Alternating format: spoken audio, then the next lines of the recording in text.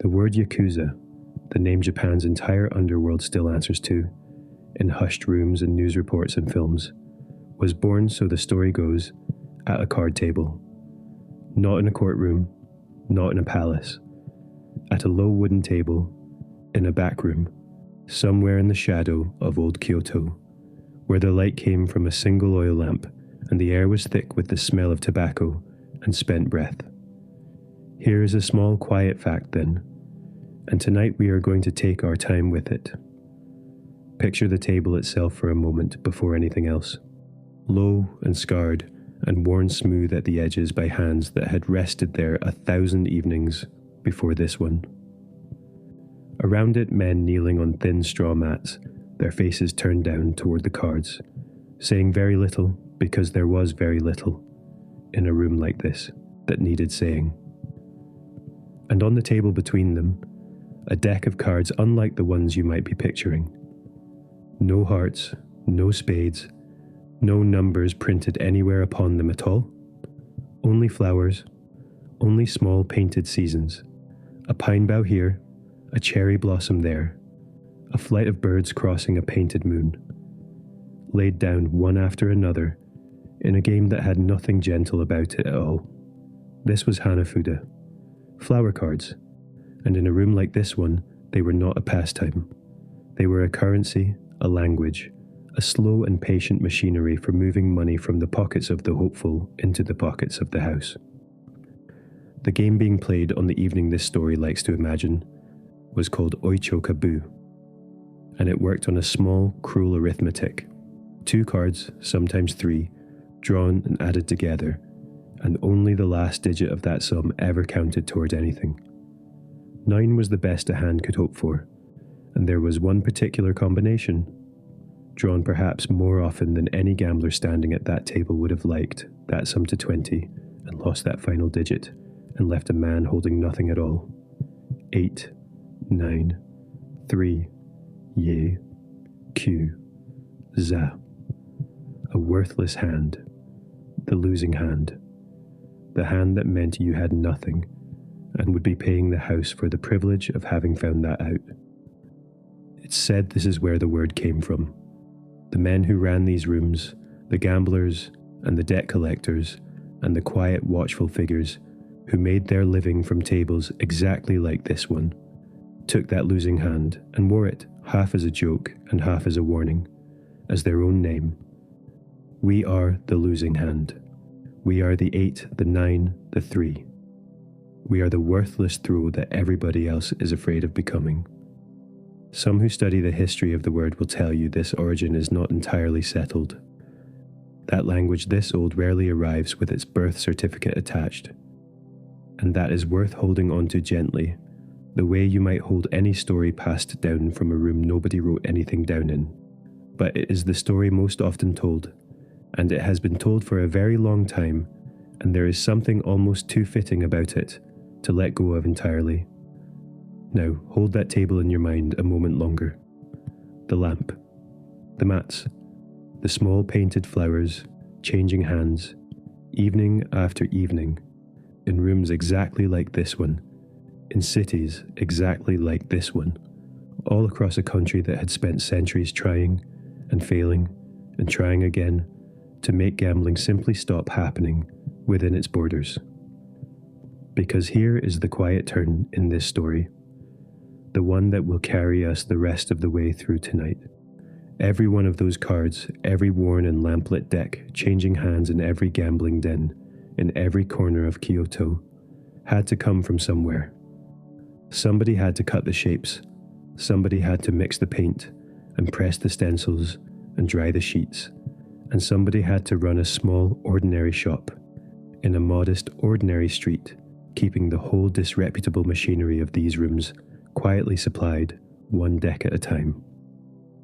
And among the card makers of that city, the workshops competing, deck against deck, for the trade these rooms and gentler rooms alike kept alive, there was one whose name, it turns out, would go on to mean something rather larger than a card shop. Something that would, within a lifetime or two of his own, find its way into homes on every continent on Earth. in a form nobody sitting at that low wooden table could possibly have imagined. Not through cards, through a red-capped plumber and a princess and a green pipe and a small grey machine plugged into television sets on every continent. But that is a long way ahead of us yet, and we are not in any hurry tonight. Tonight we begin where the story truly begins. Not in a boardroom, not in an arcade, in a small printing workshop, in a quiet back street of old Kyoto, where a young man is about to open a business whose cards would find their way, one way or another, into rooms very much like this one. A losing hand at a Kyoto card table gave the Japanese underworld its very name, and the company that rose to the top of that card trade is the one that would one day make Mario. We are speaking, of course, of a small shop that opened its doors in the autumn of 1889, of a card maker named Fusajiro Yamauchi, and of the company that would one day be called Nintendo. Tonight is not about Mario, not yet. Tonight is about the flowers and the gamblers and the strange, uneasy company they kept with a craftsman who only ever wanted to make a very good deck of cards. And tonight, his story, told slowly and quietly, for as long as you can stay awake. Before we begin properly, let's settle. Wherever you are, lying right now, let your shoulders soften into the mattress, let your jaw unclench, and your hands go loose and heavy at your sides.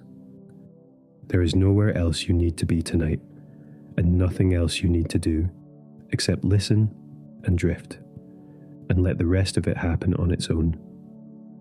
And as you settle, notice, just for a moment, how comfortable you actually are. A mattress that holds you, a roof that keeps the rain on the correct side of it, warmth that will still be there at 3 a.m. without anyone needing to wake and tend a fire. Nearly everyone in tonight's story slept on woven straw matting, in rooms that held the cold, under bedding that never quite managed the job, and by their standards, wherever you are lying tonight, you are sleeping like an emperor. Let that be the first comfortable thought of the night. Close your eyes, if they are not closed already, and take one slow breath in, and let it go, more slowly still. Take another, in and out. Let each breath settle a little further than the last. The way a lantern settles lower in the water, the longer it is left to drift. If you would like to leave a comment before you drift off, I would love that. Tell me where in the world you're listening from tonight, and what the hour is there, wherever that happens to be. I make a point of reading everyone in the quiet of the morning, with something warm in my hands before the day properly begins. There is something rather lovely about it, imagining all of you out there, in a dozen different time zones at once, drifting off together in the dark, on opposite sides of the same turning earth. And if this kind of story helps you rest, do consider subscribing, but only if it genuinely helps. This is a quiet corner of the internet, and I would like it to stay that way for as long as it possibly can. One more small promise, and then we will begin properly. Any adverts will only ever come before the story starts. We never interrupt the story once it has started. It is how we keep the room quiet and the lamp lit all the way through until morning. Tonight, the story of a small Kyoto workshop and a deck of flower cards and a family name that would one day be spoken by children on every continent. Though that part is still a very long way off yet.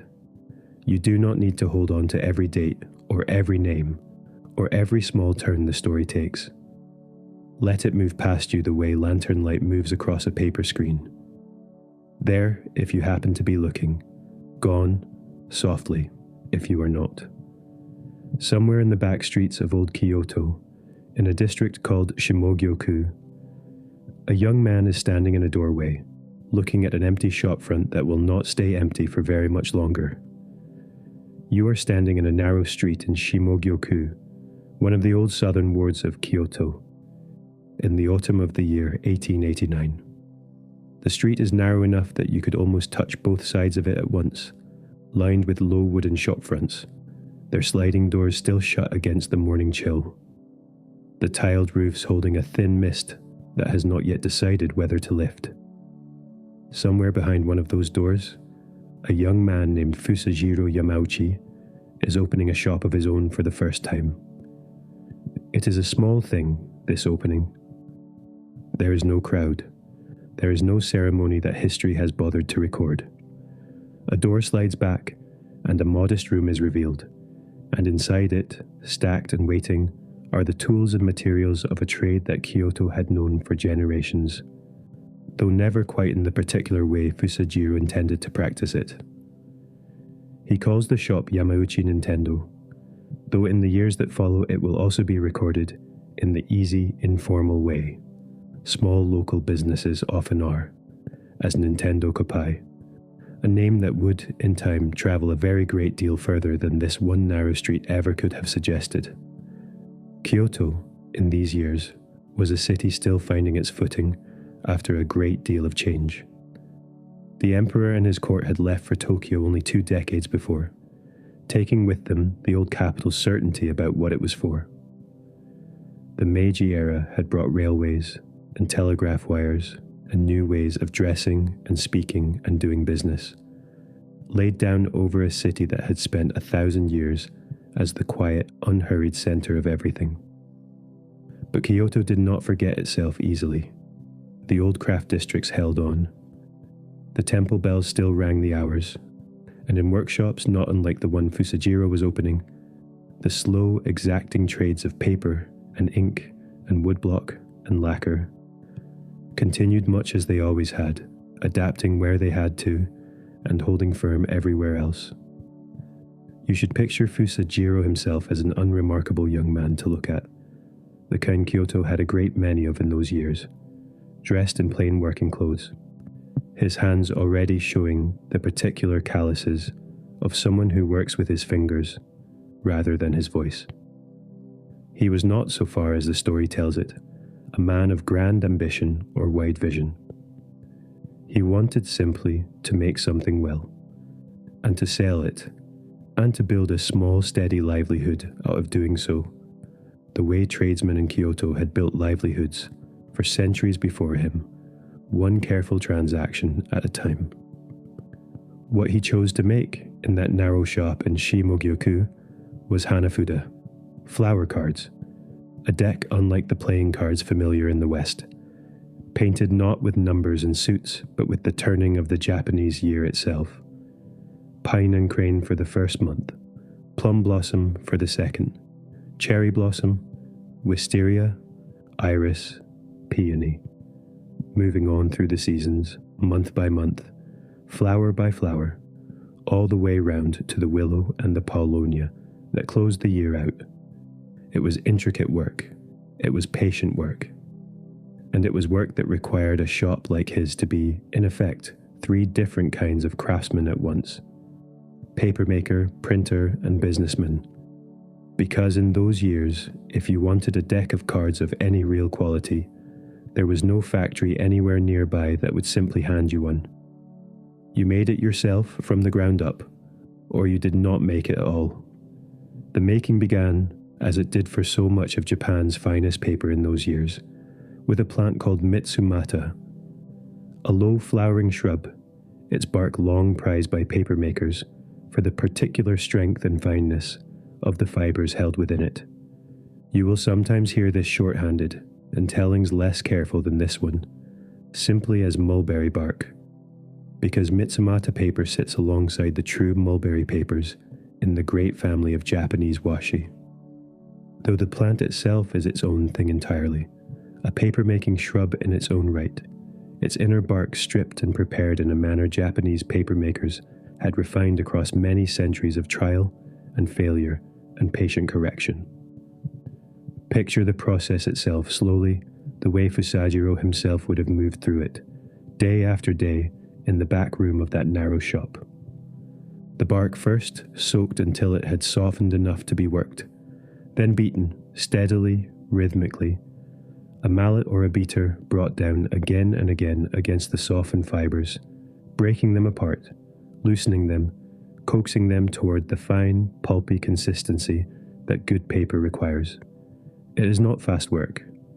It is not work that rewards impatience. A paper maker who rushes the beating produces a coarse, uneven pulp, and a coarse, uneven pulp produces cards that will not hold their shape, will not take the ink cleanly, will not survive being shuffled and slapped down on a low wooden table night after night in a room full of gamblers who do not treat their cards gently. The paper alone, though, was never the whole of a Hanafuda card. And this is the detail that made these cards feel, in the hand, quite unlike ordinary paper. A single sheet, however fine, was far too light for the work these cards were destined for. So the card makers built each card up in layers, sheet pasted patiently upon sheet. And into the paste between those layers went clay, worked through carefully to add weight and stiffness, and a particular substantial heft, so that a finished card landed on a table with a satisfying, definite little slap rather than a flutter, layer upon layer, pressed and left to dry, laid out flat, patient in whatever corner of the workshop, offered still air and gentle warmth, until the stock had hardened into something thick enough, and dense enough, and true enough, to survive years of hard use in the sort of rooms these cards so often found their way into. It's said Fusajiro kept much of this process close, in the shop's early years. A hands-on craftsman's shop, rather than a mere reseller of stock bought ready-made from some larger supplier, the way an easier, less exacting business might have been run.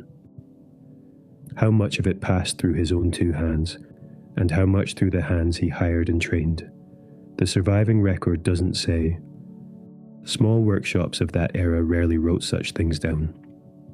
What the record does hold is simpler, a shop that made its own cards, carefully, and made its name on the making. The printing itself asked for a different kind of patience entirely.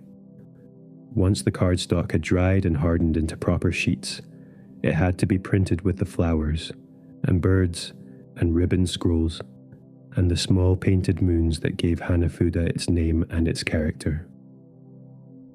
And for this, the story long told of Fusajiro holds that he fitted out his workshop's press himself, shaping his equipment to the particular size and weight of the stock he was working with, because the standard printing tools of the day, made for books and broadsheets in the ordinary business of a print shop, were not quite shaped for the small, thick, repeatedly handled cards a Hanafuda deck required. How literally to take that story, at this distance, is hard to say.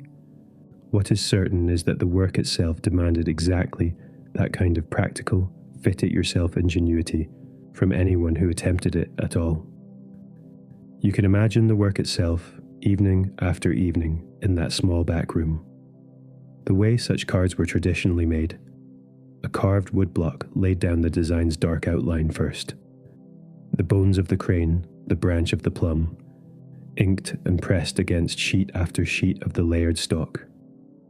And then the colours followed, one at a time, each applied through its own cut paper, stencil laid carefully over the printed outline, red brushed through one stencil, green through the next, so that a finished card, when it finally emerged, carried its plum blossom or its crane or its rain-swept willow in clean separate layers of colour, none of them blurring into the next. A misaligned stencil ruined a whole sheet. Colour brush too heavily smeared past its edges.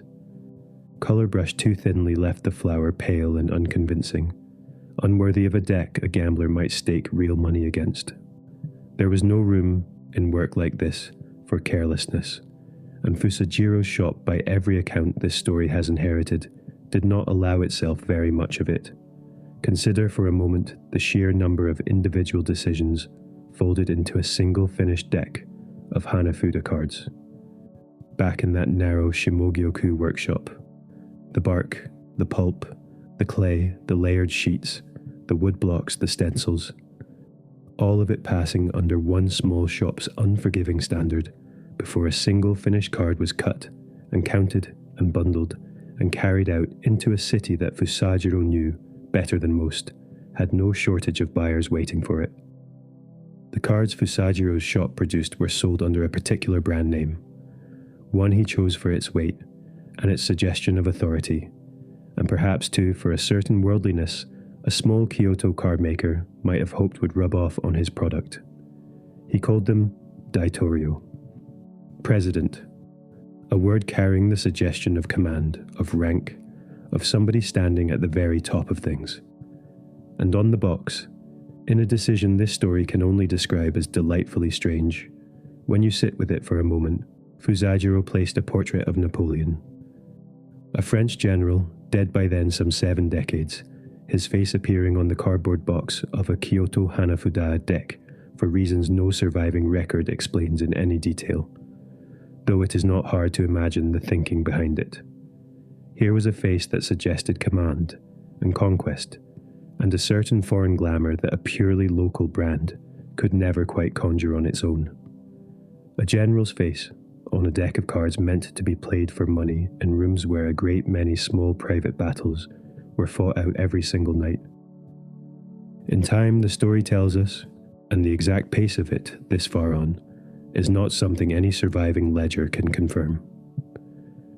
Daitorio grew into one of the best known and most trusted Hanafuda names in all of Kyoto. Not the only one. There were other card makers in the city, other workshops turning out their own decks by their own methods, some more careful than others, and a card player of the period would have known the differences between them the way a modern buyer knows the difference between one label of anything and another.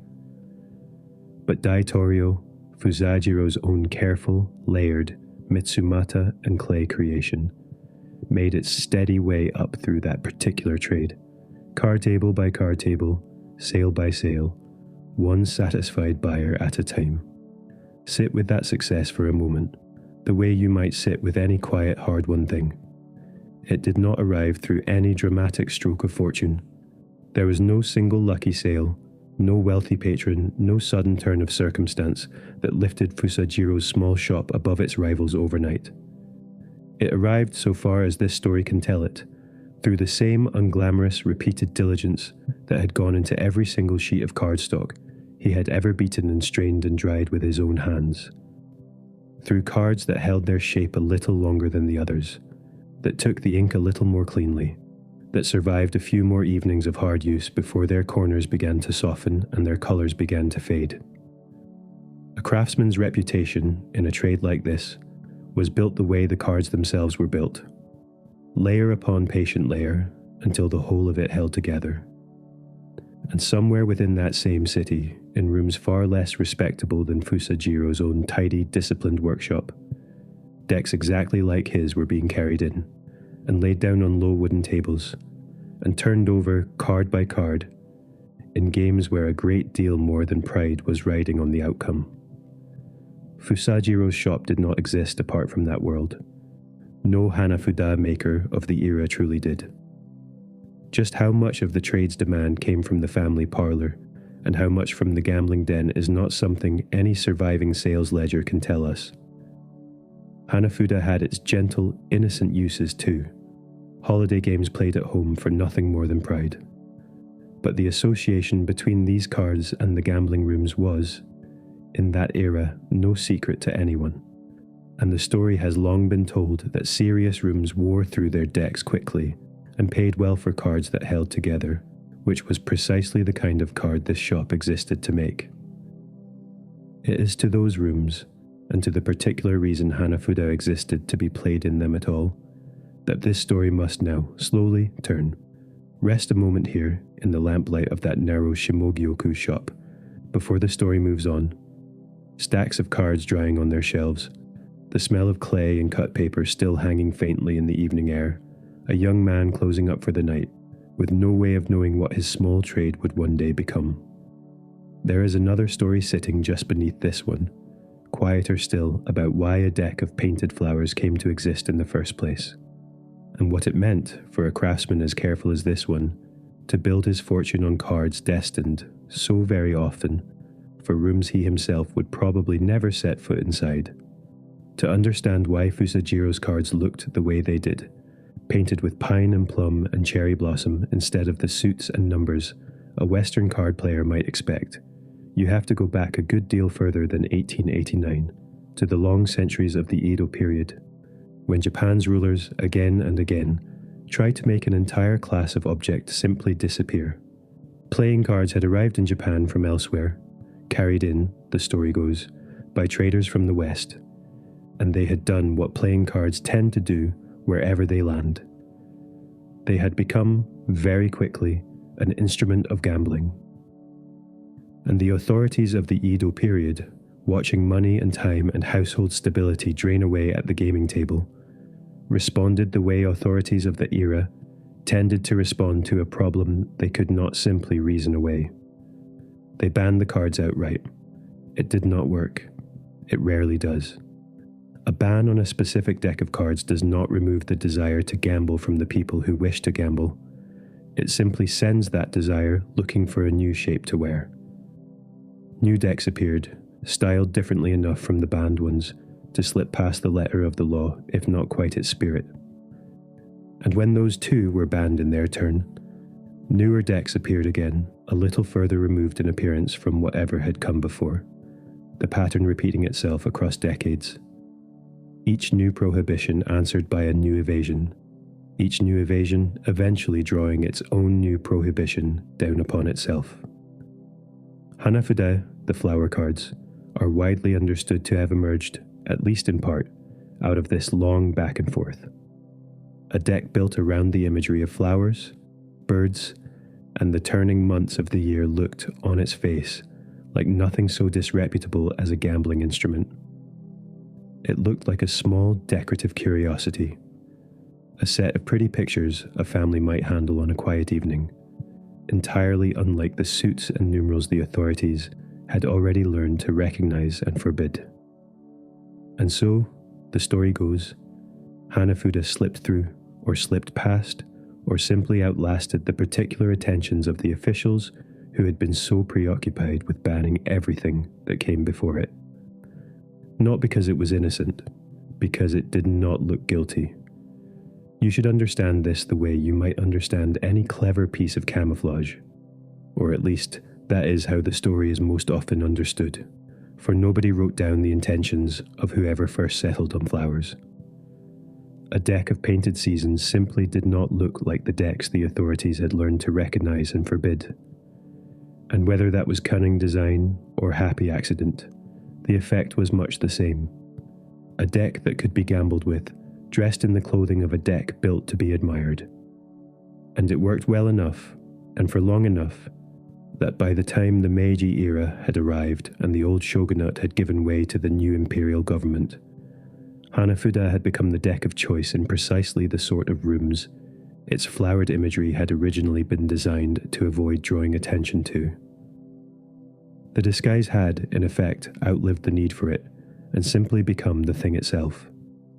A deck born to dodge suspicion had become, by Fusajiro's time, the standard equipment of Japan's illegal gambling parlors, recognized instantly by anyone who spent their evenings in rooms like the one this story opened inside.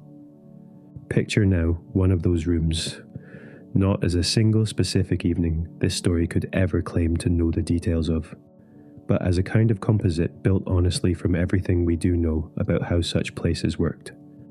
A doorway with no sign above it, set back from a rain-slicked alley, known to the men who needed to know it, and invisible to everyone else. Inside, low light, thick air, a floor of worn tatami mats, and at its center, a small circle of players kneeling around a low table, a Hanafuda deck laid out before them, already worn soft and slightly curled at the corners from a great many evenings just like this one. The game most closely associated with these rooms was Oichokabu, and it is worth sitting with its particular arithmetic for a moment, slowly, the way you might sit with any small, cruel piece of mathematics. Even the game's name carries a trace of the outside world in it. The words themselves are commonly traced back to Old Portuguese, to oito, meaning 8, a small linguistic fossil left behind by the European cards that had first arrived on foreign ships centuries before.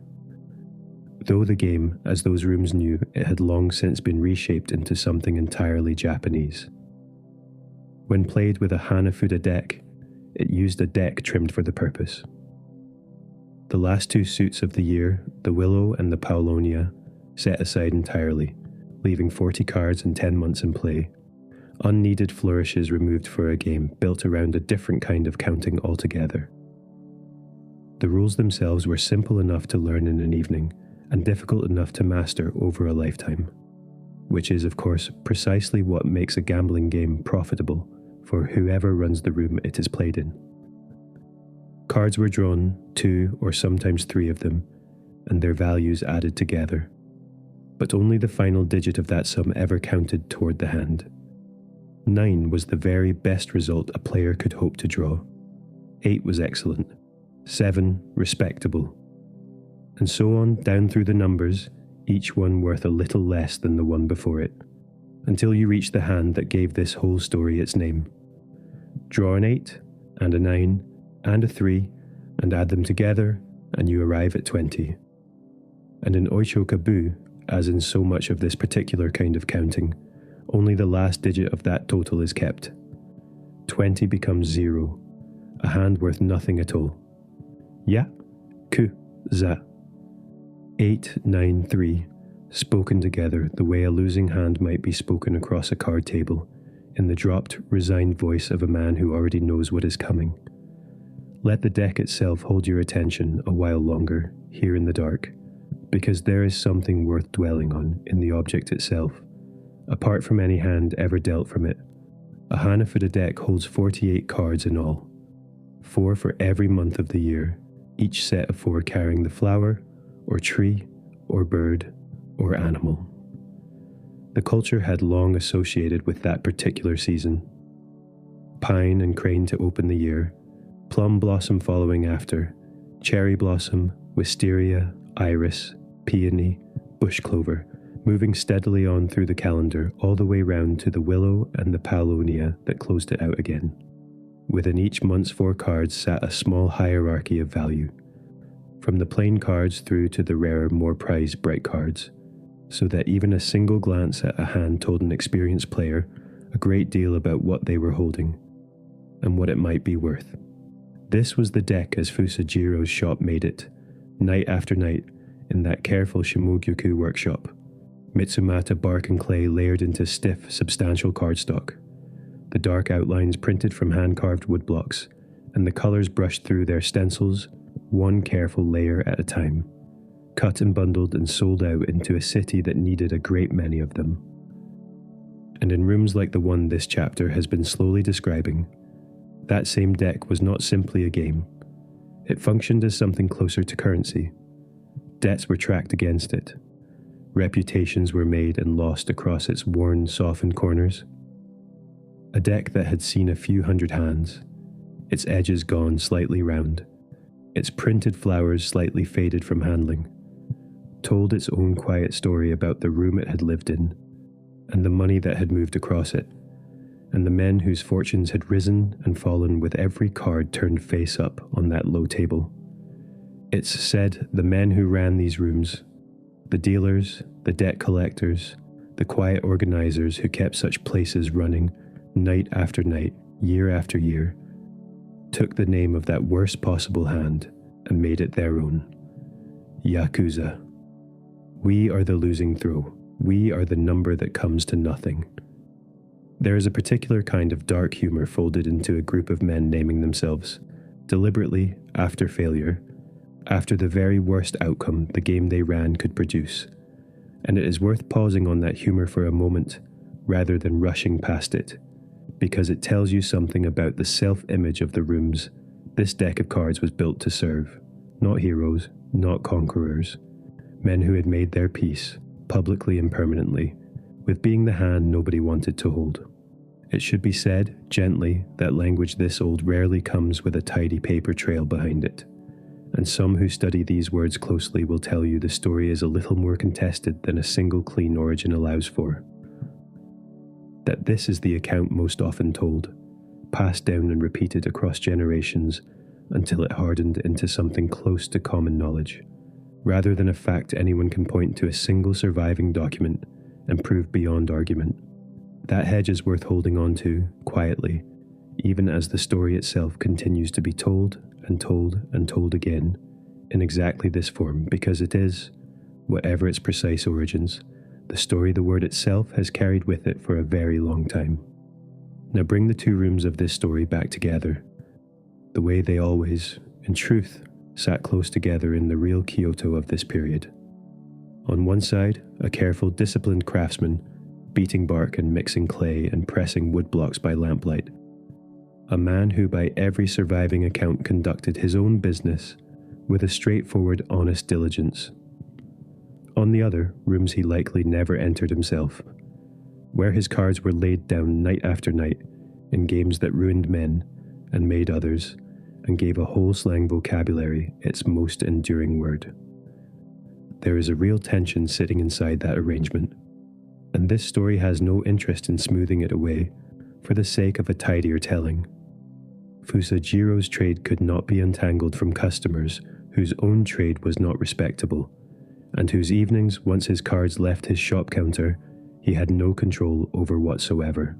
The quality that set his cards apart, their weight, their durability, the clean crispness of their printed flowers, was precisely the quality a serious gambling room would have valued most, because cards that held together through 100 hard evenings of play were worth paying a premium for, over cards that softened and split within a season. You do not have to imagine Fusajiro as a man troubled by this arrangement, because the surviving record gives us no window into what he privately felt about where his cards ended up once they left his shop.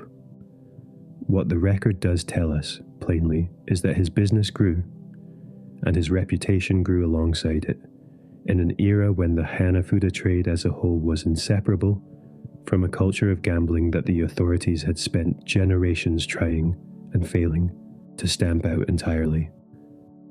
A craftsman as careful, as patient, as exacting as any papermaker or printer working anywhere in Kyoto, building his livelihood on a deck of cards whose very design had grown up in the shadow of the law, and whose most famous tables sat well outside it. Respectability and disrepute, sitting at either end of the very same object, changing hands across the very same worn wooden table, night after night, for years.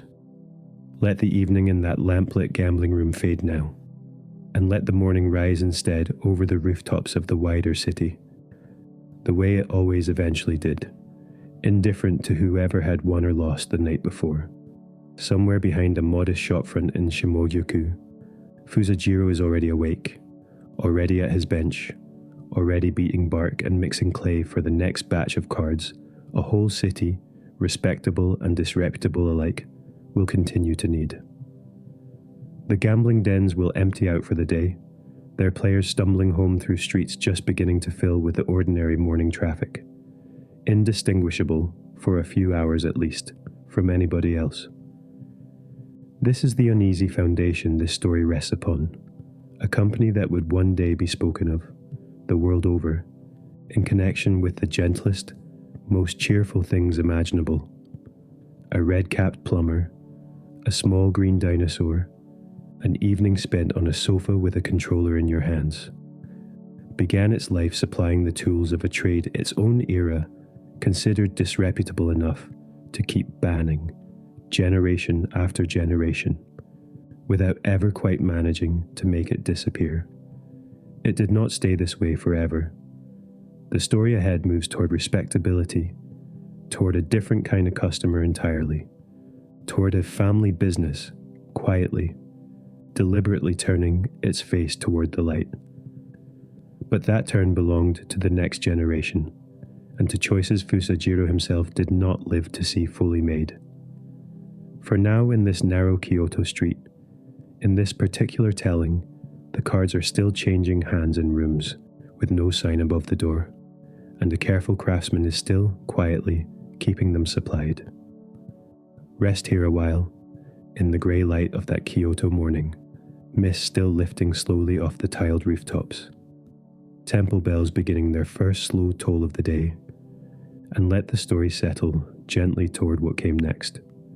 A shop passed down, A son-in-law who saw, more clearly than his father-in-law perhaps ever had, exactly how far a name like this one might be carried, if only it could be carried somewhere respectable at last.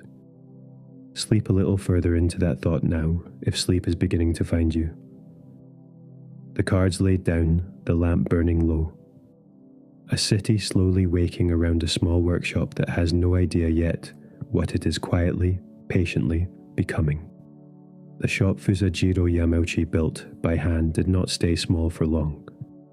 It passed in time into the keeping of a man who had not been born to it at all, an adopted son-in-law named Sekiryo Kaneda, who took the Yamauchi name as his own when he took the business, the way a man might take on a house along with its foundations, its debts and everything still standing in its rooms. This was not unusual in that place and that era. A family without a son of its own blood to carry a trade forward would often adopt one instead, and ask only that he carry the name as faithfully as he might have carried it by birth. Which Sekiryo did. From the day the shop became his to run, he was in every way that mattered to the customers who walked through its door, a Yamauchi. He was not by most accounts a showman. Where his father-in-law had been a craftsman first, a man of bark pulp and printing blocks and the workshop floor, Sekiryo was a builder of something quieter and, in its own way, just as difficult. He wanted the little Kyoto Cardmaker to stop being a Kyoto Cardmaker at all, and to become, instead, something that could reach the whole of Japan. Under his stewardship, the company's cards travelled further than they ever had under Fusajiro. Carried out along rail lines to shops in cities the old founder had likely never had reason to visit. Sold through a distribution network Sekiryo built patiently, region by region, the way a man might lay a road one stretch at a time, never quite finishing, never quite stopping either. He helped establish a trade association for playing card makers, lending the whole disreputable, gambling-adjacent business of Hanafuda a shape it had never quite had before. Meetings, standards, a sense that this scattered trade of card makers up and down the country was, in fact, an industry, and not merely a collection of workshops each minding its own small corner. You can picture, if you like, what that patience actually looked like from day to day. Not a single dramatic decision, but 1,000 small ones, repeated without complaint. A new shop persuaded to stock the cards this season rather than arrivals. A shipment time to reach a distant town before a festival rather than after it. A relationship with a printer or a paper supplier, nursed carefully across years so that it would still be there, reliable the following spring. This is the kind of work that rarely makes it into the shorter tellings of a company's history, because it produces no single moment worth pointing to.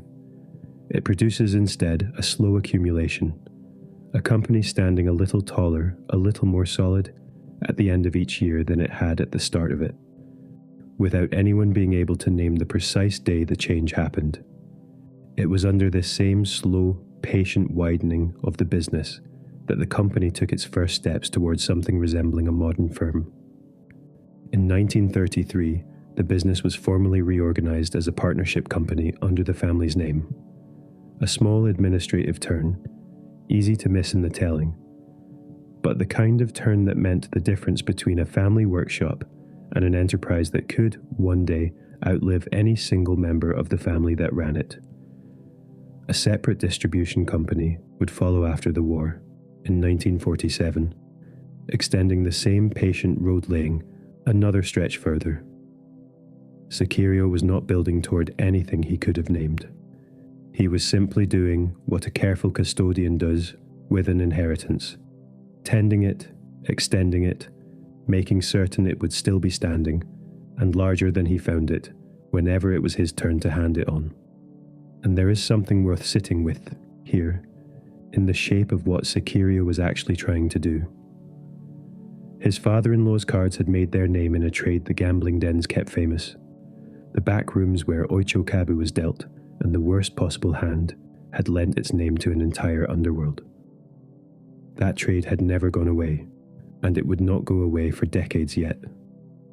But Sekiryo seems to have understood, in his quiet builder's way, that a company whose fortunes rose and fell entirely with illegal gambling parlors was a company standing on ground that could shift beneath it without warning.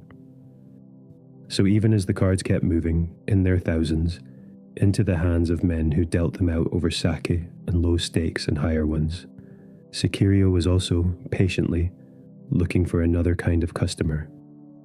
A more ordinary one. A family gathered at home of an evening, wanting nothing more sinister from a deck of cards than an hour's diversion before bed. That search would not fully come to fruit until long after Sekiryo himself had stepped back from the daily running of the company.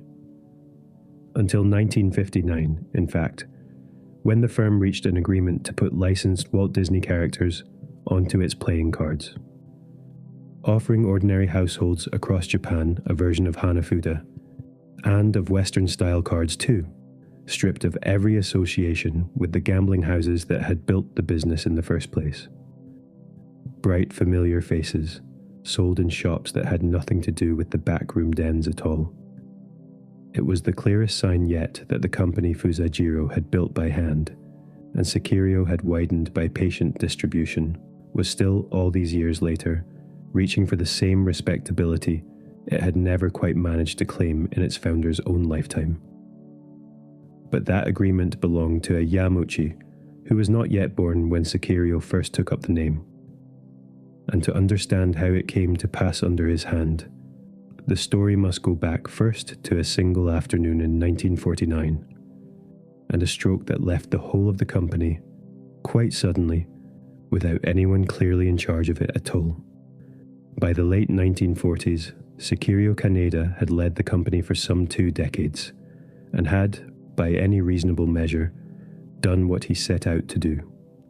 The little workshop from Shimogyō-ku was now a proper concern, its cards sold nationally, its name known to a trade association he himself had helped bring into being. But a company built this way, around one man's steady hand on the tiller, without much thought given to who might take the tiller next, carries inside it a particular kind of danger. It doesn't announce itself until the moment the hand is no longer there. That moment arrived without warning. In 1948, Sekiryo suffered a stroke, and in its aftermath it became plain that there was no clear successor waiting in line behind him. No son groomed for the role the way Sekiryo himself had once been groomed. No deputy the wider family had already agreed to trust with everything the company had become. A business inherited through adoption, once already now found itself, a generation later, with no obvious heir at all. And so it was Sekiryo himself, from his sickbed, who reached for the one name left to reach for. Not a seasoned manager, not one of the company's own longtime men. His grandson, a law student, a young man of 21, sitting in lecture halls at Waseda University in Tokyo, reading contracts and statutes, with, so far as anyone could tell, no particular plan to spend his life running a playing card company at all. His name was Hiroshi Yamauchi, and his own path to that lecture hall had not been an easy one. His father had abandoned the family while Hiroshi was still a child, leaving without any of the explanations a boy might reasonably have wanted, and Hiroshi had been raised largely by his grandparents in the years that followed. Raised, in other words, inside the very household whose fortunes now depended on him, by the very generation now asking him to step in and save it. There is something almost unbearably direct about that arrangement, if you let yourself sit with it a moment. A boy left by his father grows up in his grandfather's house, learning, without ever being told so in as many words, that the people who stay are the people who matter. And then word reaches him in Tokyo that the grandfather who raised him has been struck down, and that the family now needs him to leave his studies, leave the city, leave whatever ordinary life a law degree might have opened up for him, and come home to run a company that trades still, in cards sold up and down the country, to Hanafuda parlors, respectable and otherwise alike. He came, Whatever hesitation he may have carried on to that train south toward Kyoto went unrecorded. The way so much of what a young man actually feels in a moment like this tends to go unrecorded. Consider for a moment what he was actually leaving behind him on that platform in Tokyo. Lecture halls, textbooks, the ordinary future of a young man training for a settled profession. The kind of life his own father had never given him the chance to imagine growing up inside a stable household at all. And consider, too, what waited for him at the other end of that journey.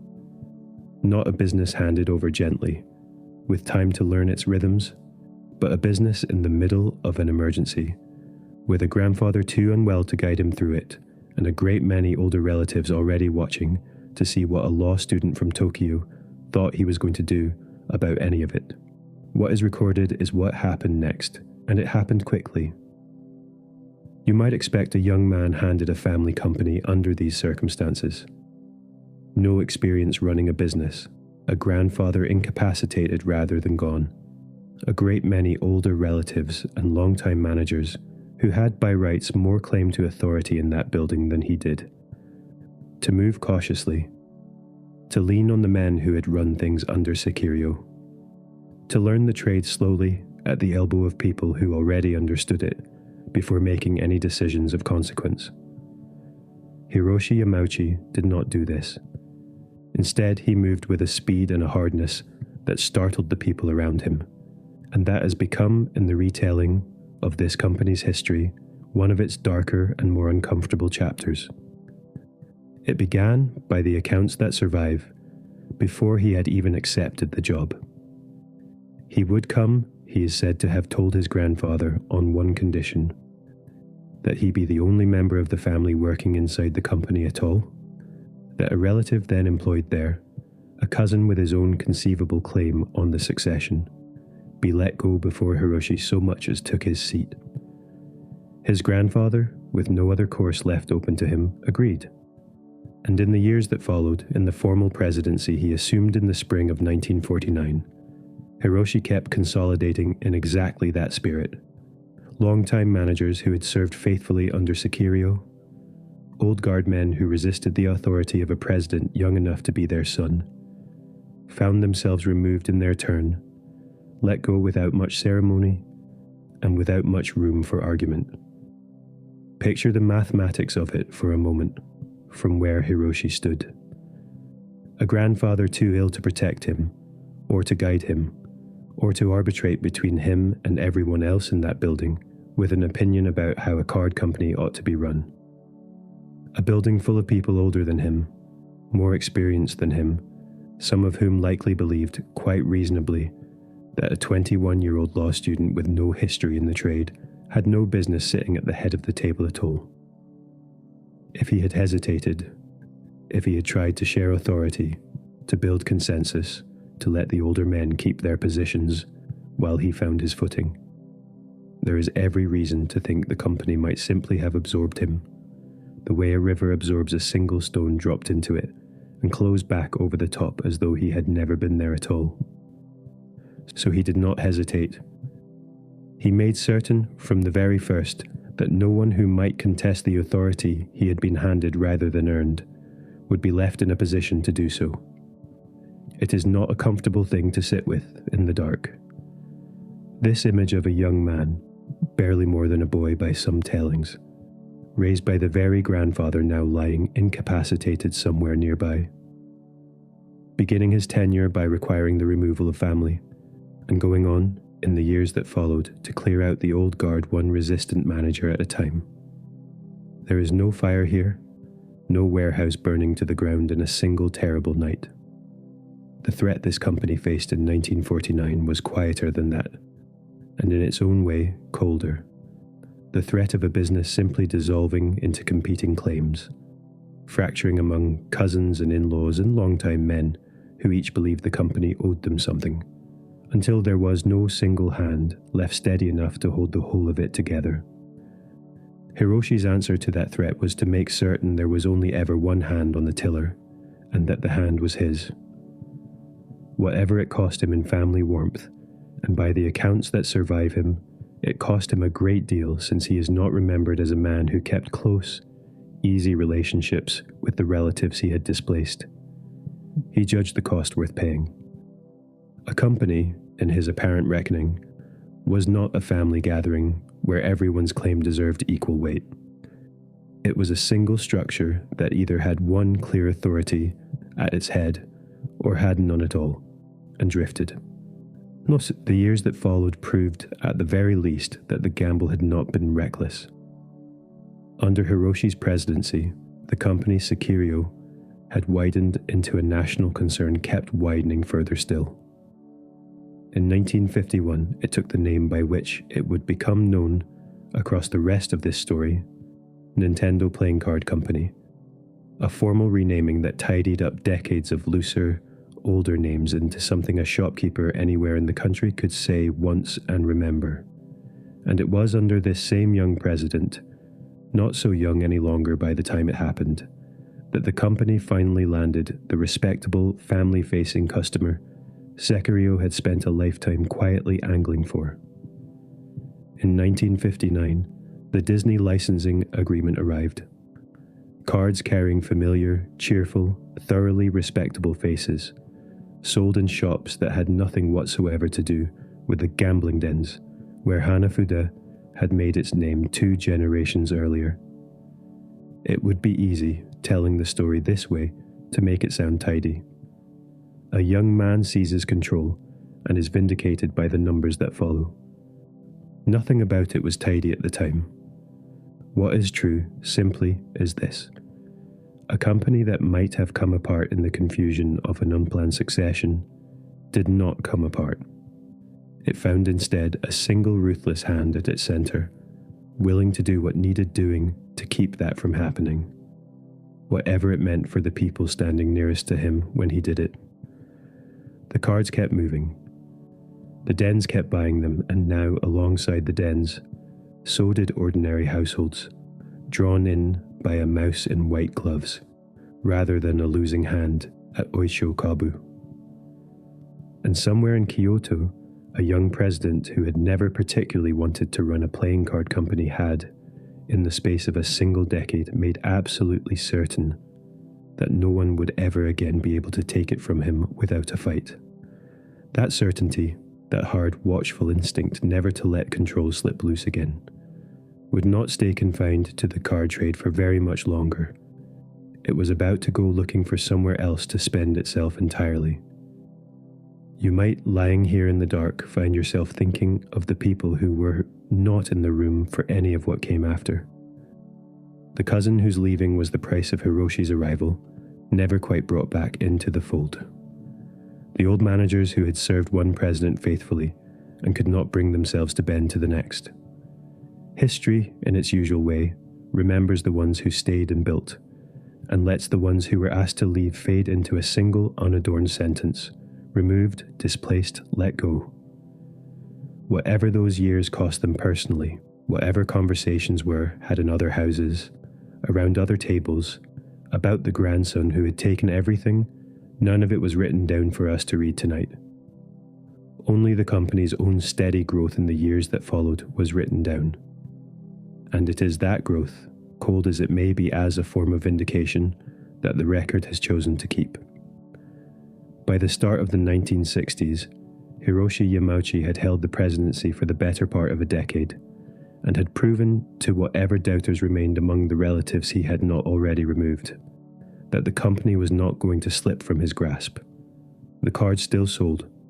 The Disney license had brought in the respectable buyers his grandfather's generation had wanted for so long. Nintendo Playing Card Company was, by any modest measure, a settled and profitable concern. Settled, it turned out, was not a word that sat comfortably with the Hiroshi Yamauchi. A man who had fought this hard, this young, to hold a company together, does not necessarily stop looking for somewhere new to prove himself, simply because the thing he fought for has finally gone quiet. And a playing card company, however profitable, however respectable its new licensed characters made it look, had a ceiling to it. Cards were cards. There were only so many decks a nation could be persuaded to buy in a season, gambling den, or family parlor alike. If Hiroshi wanted the company to become something larger than the shop his grandfather's father-in-law had once run out of a single Kyoto storefront, cards alone were not going to carry it there. So he began looking outward. And what followed was a run of ventures so varied, so seemingly unrelated to cards or to one another, that later historians of the company would come to call these years simply the wild years, the period when Nintendo tried on a great many different businesses before settling, almost by accident, on the one that would define it. It helps perhaps to picture the wider country around him as he made these decisions. Japan through the 1960s was rebuilding and expanding at a pace that startled even the people living through it, new industries rising almost overnight, older firms reaching sideways into trades they had never touched before, a general sense abroad in the business world that a company willing to move quickly enough and confidently enough might claim a share of almost anything. It was, in other words, a decade that rewarded exactly the kind of restless, door-testing instinct Hiroshi Yamauchi already carried in him from the way he had first taken hold of the company back in 1949. He was not alone in reaching outward. He was, in some respects, simply a young president, moving with the current of his own moment, in a country that seemed to be trying on new versions of itself every single year. The first of these detours arrived in 1960, in the form of a taxi company. Hiroshi founded Daiya Kotsu Company that year, putting the family firm's money behind a fleet of cabs rather than a run of printed cards. A business with almost nothing in common with Hanafuda, except that both, in their own way, depended on serving ordinary people going about ordinary evenings. It was not a whimsical choice exactly. Japan's cities were growing quickly through these years, and a taxi fleet properly run could be a genuinely steady earner, fares paid in cash, night after night, in a country where car ownership was still, for most families, some years off yet. For nearly a decade, Daiya Kotsu ran alongside the card business, one more line in a portfolio that Hiroshi seemed determined to keep widening. It was not, in the end, a venture he chose to keep forever. In 1969, the taxi company was sold to the Meitetsu Group, a transport and rail conglomerate for whom a fleet of cabs made a far more natural fit than it ever quite made for a playing card firm out of Kyoto. The sale closed out the better part of a decade's involvement in an industry that had, whatever its steady fares, never really been the future Hiroshi was searching for. It had simply been one more door, tried and then quietly closed again, on the way to finding the right one. Cards, taxis, and then, not long after, rice. Or rather, a particular kind of rice, dried and treated so that it could be prepared quickly without the long soaking and careful cooking a Japanese household would ordinarily give it. Instant rice was, in those years, a genuinely modern idea, the kind of convenience food that fit neatly into a country modernizing quickly on every front. And Hiroshi backed a venture into it, forming Nippon Sanyo Foods together with the Omi Silk Spinning Company. An odd pairing on paper, a card maker and a textile spinner joining forces to sell packaged rice. Though no odder, perhaps, than a card maker running a fleet of taxis had been only a few years before. Picture for a moment the particular optimism such a venture must have carried with it, at the very start. A household staple reimagined for a country whose kitchens were changing quickly. More women working outside the home. More families wanting a meal on the table without the long, patient soaking and steaming rice traditionally asked for. It must have seemed, on paper, like exactly the kind of forward-looking bet a modernizing company ought to be making. A small convenience sold to a nation in the middle of inventing its own idea of convenience. It did not last. By around 1965, Nippon Sanyo Foods had closed its doors. The venture folded quietly into the same growing list of things Nintendo had tried and then set down again. The reasons a food venture like this one fails rarely make for dramatic telling. A market that did not develop quite as expected. A product that did not catch on with households as readily as its backers had hoped. The ordinary attrition of a business built by people who understood cards and taxis rather better than they understood the packaging and selling of rice. Whatever the precise cause, the result was plain enough. Another door closed, another line struck quietly from a growing list. There was, too, a bid, unsuccessful in the end, to move into television broadcasting, an attempt to secure a stake in running a network at a moment when television itself was still a relatively new and rapidly growing force in Japanese households. It went nowhere. It left little mark on the company's later history, beyond standing as further evidence of just how widely Hiroshi Yamauchi was casting his net through these years, testing one unrelated trade after another against the discipline he had learned holding the card business together back in 1949. There is no surviving account of Hiroshi standing in a boardroom explaining, in so many words, why a card company ought to be selling packaged rice, or bidding for a stake in a television network. Perhaps there was no single explanation to give, beyond the plain fact that a man who had once fought hard to keep control of one small company was not temperamentally the kind of man content to watch that company simply hold steady for the rest of his working life. Each new venture was, in its own way, another version of the same question he had already answered once, back in 1949, in the tense months after his grandfather was struck down. A question about how far a single determined hand could actually reach, and what it might be capable of building given the chance. It is worth pausing on the sheer range of it for a moment in the quiet of these years. A taxi fleet, instant rice, a television network.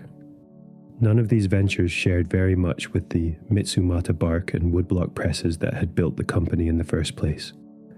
And none of them shared very much with one another either. There was no single thread running through this decade of experiments, no grand strategy waiting to reveal itself in hindsight. There was only a restless president, flush with the confidence of having held a company together against long odds once already, trying door after door to see which one, if any, might open onto something larger than cards. One story often told about these years belongs in the telling only with a careful hedge attached to it, and it deserves that hedge rather than a flat retelling. By one well-known account, though never confirmed in the company's own records, Nintendo, during this same restless stretch, ran a small chain of what were known in Japan as love hotels, short-stay establishments offering discreet private rooms by the hour, rather than the night. It is a detail that has travelled a long way in the retelling of Nintendo's history, repeated often enough, in enough places, that many people now treat it as simple, settled fact. It traces back, so far as careful researchers have been able to establish, to a single source, an American journalist's book on the company, published decades later, and it has not been corroborated in Nintendo's own securities filings, or in the company's own account of its history. Whether it happened, and if it did, on what scale, remains genuinely uncertain. The story is worth mentioning here only because it is so often mentioned elsewhere, and only with that uncertainty left fully intact, rather than smoothed away in the name of a better tale. What is certain, whatever did or did not happen behind any discreet unmarked doorway, is the shape of the wider pattern these years traced. Venture after venture, tried and abandoned. A taxi fleet sold off. A rice company closed. A broadcasting bid unsuccessful. Each one a door opened in hope, and closed again within a few years, sometimes with real money lost in the closing.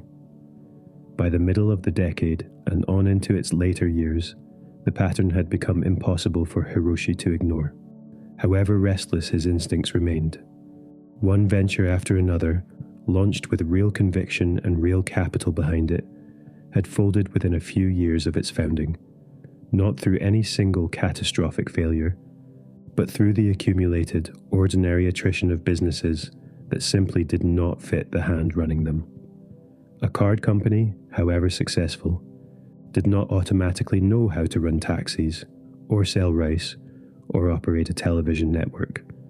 Each of these trades carried its own hard-won expertise, its own particular customers, its own particular way of failing when a newcomer walked in without quite understanding the ground beneath their feet. Something in Hiroshi Yamauchi's approach to the business began, quietly, to harden through these years.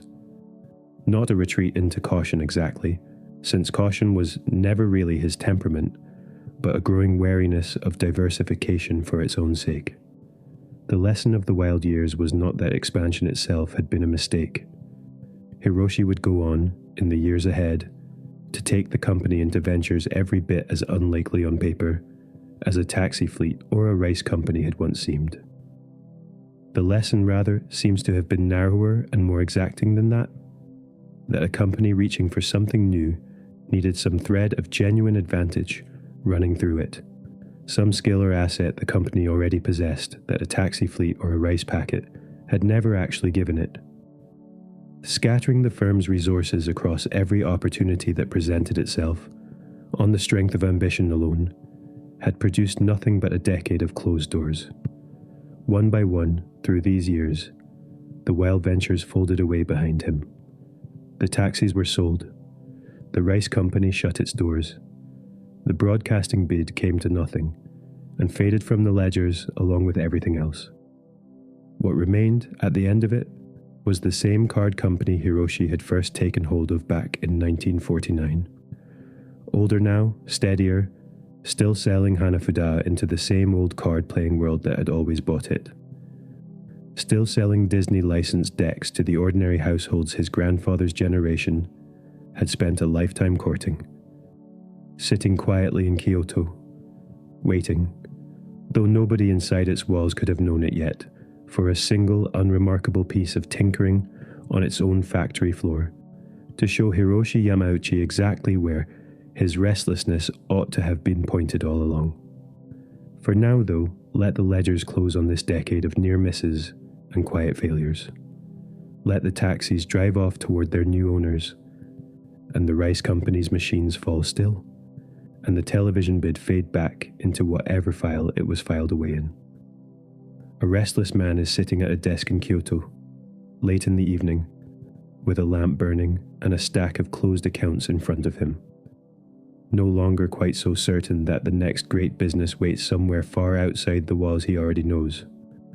Somewhere else in that same building, unnoticed for now, an engineer hired only to keep the card printing machinery running is about to give him a reason to look a great deal closer to home. Let the story slow now. There is no crisis waiting in this chapter, no ledger to balance, no grandson yet to summon from a lecture hall in Tokyo.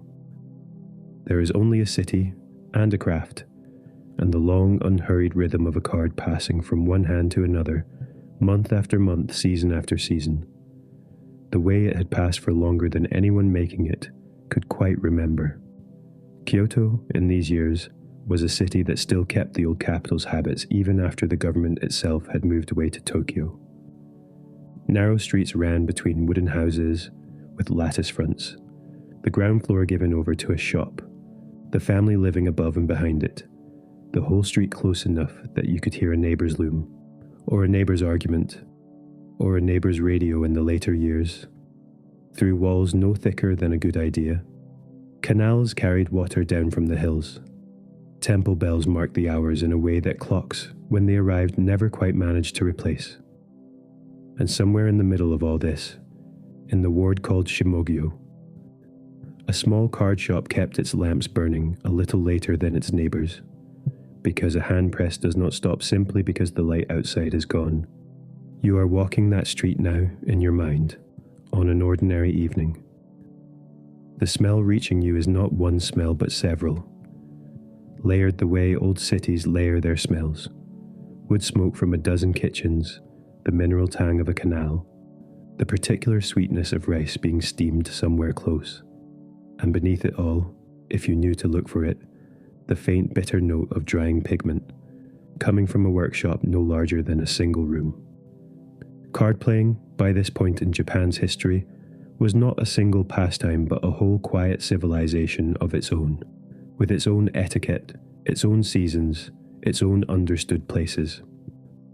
Some of that civilization lived in daylight, families gathered around a low table on a holiday afternoon, matching flowers to flowers, the cards slapping down with the particular soft clap that thick paper makes against a tatami mat. And some of it lived after dark, behind screens, in rooms where the stakes were not a family's amusement, but a man's whole week's wages, laid down and lost within an hour. In the gambling dens this story has already walked you through. Between those two worlds the same deck moved back and forth, unbothered by which hands were holding it, the flowers on its face indifferent to whether they were being admired or wagered upon. It is worth sitting, for a moment, with what those flowers actually were, because nobody chose them carelessly, even if nobody now can say with certainty who chose them first. A Hanafuda deck does not carry the suits a Western deck carries. No spades, no hearts, none of the numbers you might expect from a set of playing cards. It carries instead 12 small suits, one for every month of the year, each one built entirely from a single plant or flower in its proper season, so that a deck of Hanafuda cards is really nothing more or less than a miniature calendar, told in petals rather than numbers. Picture the deck laid out before you now, the way a printer might have laid it out to check a new run against the old. January opens the year with pine, a plain dark evergreen chosen because pine keeps its color through the coldest months, the one growing thing in a Japanese winter garden that never quite gives up its green.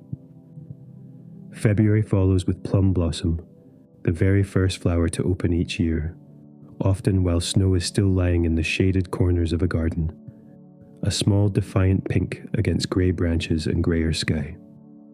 Then March and cherry blossom, sakura, the flower every household in the country still waits for above all others, its season so brief that an entire vocabulary exists just to describe the way the petals fall. April brings wisteria, its pale drooping clusters hanging from a trellis the way rain hangs, suspended before it finally lets go. May brings the iris, standing tall and straight at the edge of a pond, the sort of flower that seems to hold itself upright out of sheer discipline. June brings the peony, heavy-headed, extravagant, the kind of bloom that looks almost too rich for the plain paper it was printed on. July brings bush clover, small and modest by comparison, its slender branches nodding under the weight of tiny purple flowers.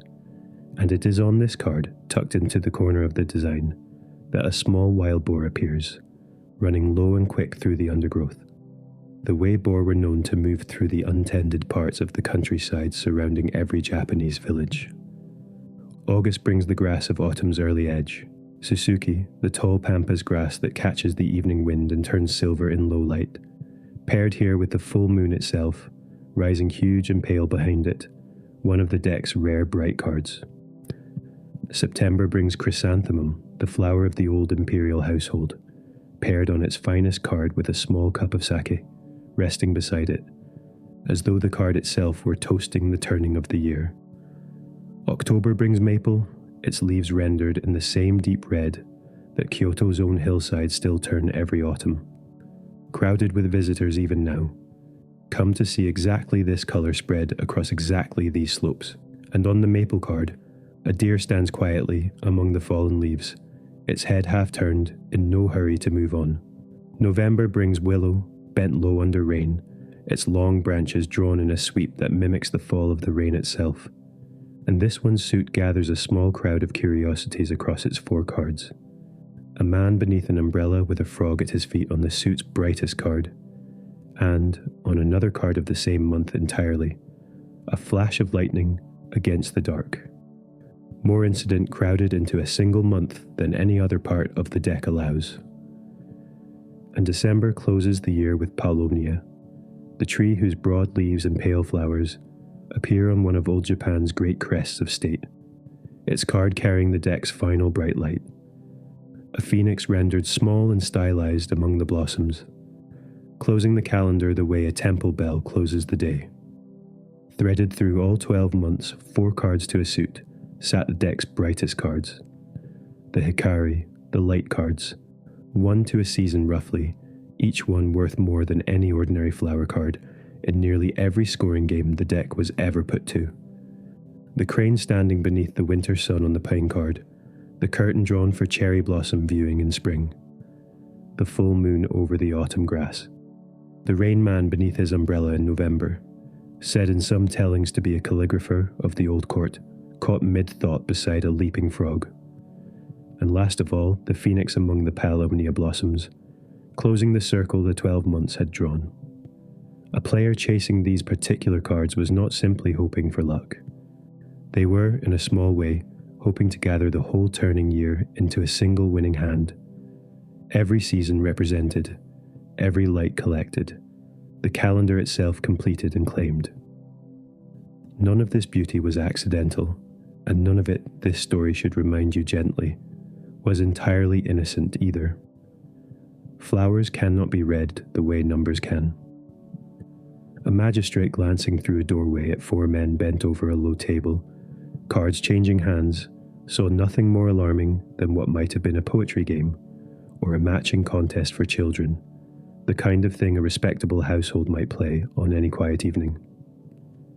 That the same deck in the same hands an hour later might settle a debt worth a man's whole month's earnings was not something the flowers themselves gave away.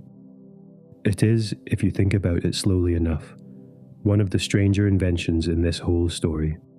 A deck of cards so beautiful and so apparently harmless that it could slip past the very authorities trying to stamp gambling out entirely, hiding a den's worth of ruin behind a picture of a boar in the bush clover. Elsewhere in the city, in the geisha districts where lanterns hung along narrow lanes and the sound of a shamisen might drift faintly from behind a paper screen, Hanafuda found a rather gentler home. Card games were, among the entertainments a tea house might offer its guests, a perfectly respectable one.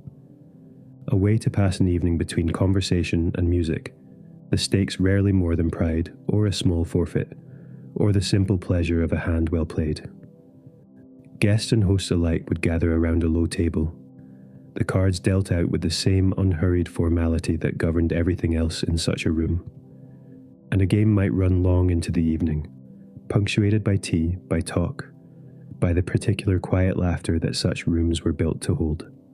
It would be too tidy, and untrue besides, to draw a hard line between this world and the gambling dens, further down the social scale, as though Hanafuda lived 2 entirely separate lives, depending on which street it was played in.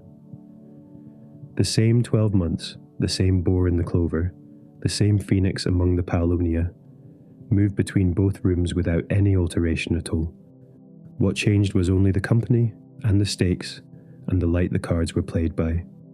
Candlelight and conversation in one room, a guttering lamp and a debt mounting by the hand in another. The deck itself held no opinion on the matter. It simply kept the calendar and let whoever was holding it decide what the calendar was worth. And there was a third world besides these 2, quieter than either, that Hanafuda moved through just as easily, the ordinary front room of an ordinary household, cards brought out at New Year, or on a wet afternoon when the children could not be sent outside. Here the deck did the gentlest kind of work it was ever asked to do. A grandmother might teach a granddaughter to recognize pine from plum, plum from cherry, simply by matching one card's flower to another's across a low table. The game itself a kind of quiet education in the turning of the year.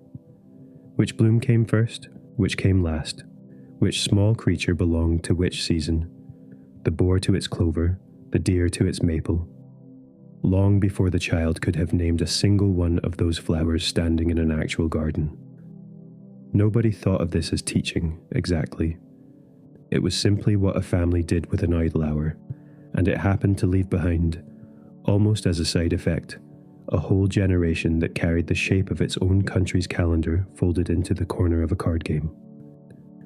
Now come back, for the last stretch of this chapter, to the workshop itself, because it is worth understanding, slowly and without hurry, exactly what it took to put even a single one of these cards into a player's hand. A card began, always, with a block. A flat panel of close-grained wood, cherry most often, chosen because cherry wood holds a fine line without splintering under the knife. Onto that block, a design was traced, reversed, so that what would eventually print the right way round on paper first had to be cut the wrong way round in wood. A carver worked with a small family of blades, each shaped for a different kind of line. Broad chisels for clearing the open ground away from a flower's petal. Fine knives for the thin, dark outline that gave the whole image its shape. Tools no wider than a fingernail, for the smallest details, a boar's eye, a crane's feather, a single fold in a curtain. The block's task in the traditional making of these cards was the outline, the clean, dark skeleton of the whole design. The colours came afterward, by a different craft entirely, each one brushed through its own cut paper stencil, oiled to keep its edge, laid down over the printed outline one colour at a time, because a stencil, like a block, can only ever carry one colour at once.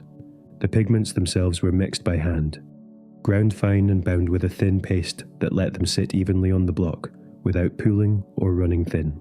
Reds came from one mineral, blacks from soot bound carefully into ink, the particular pale green of a pine needle, or a willow leaf mixed and tested against the light of the workshop window, until it matched whatever sample the printer was working from.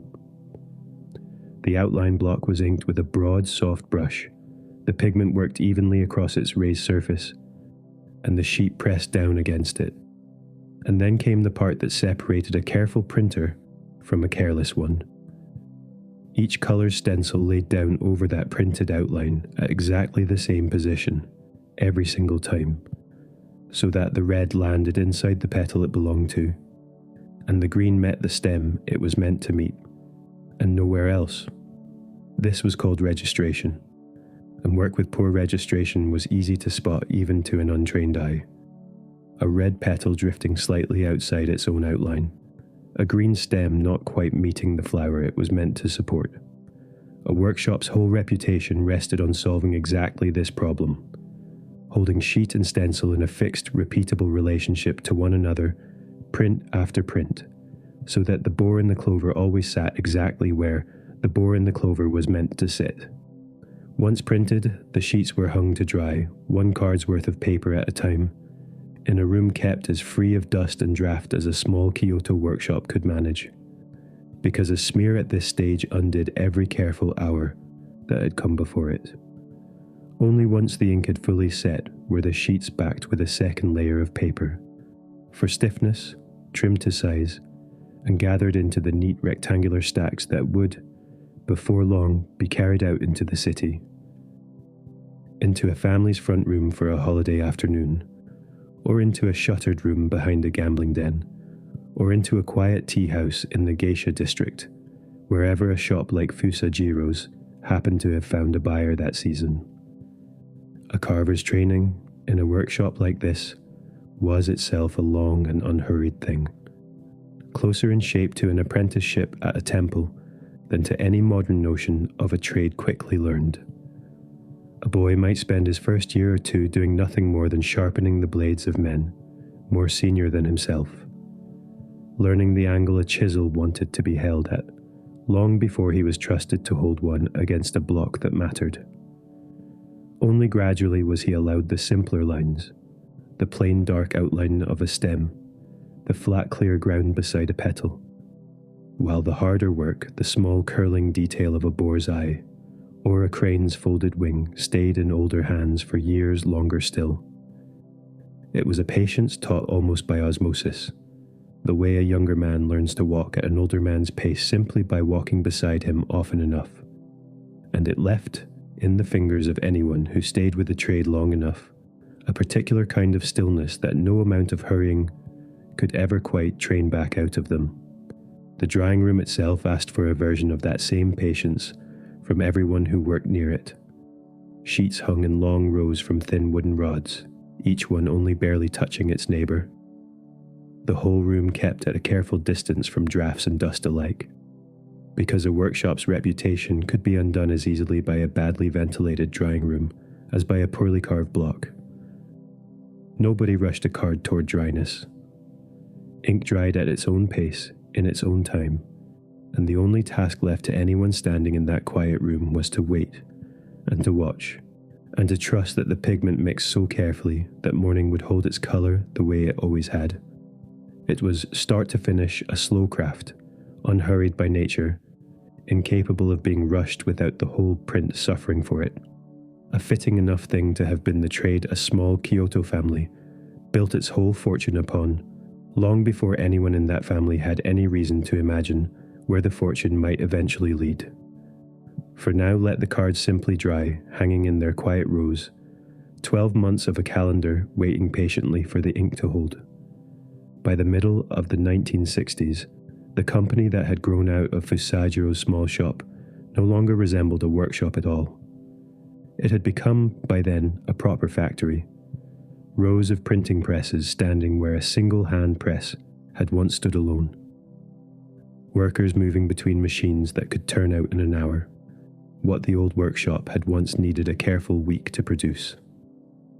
The Hanafuda deck had not changed. The pine still opened the year, the boar still ran through the bush clover. The phoenix still closed December among the paulownia blossoms. What had changed was the scale of the thing making them, and the sort of person now needed to keep it running.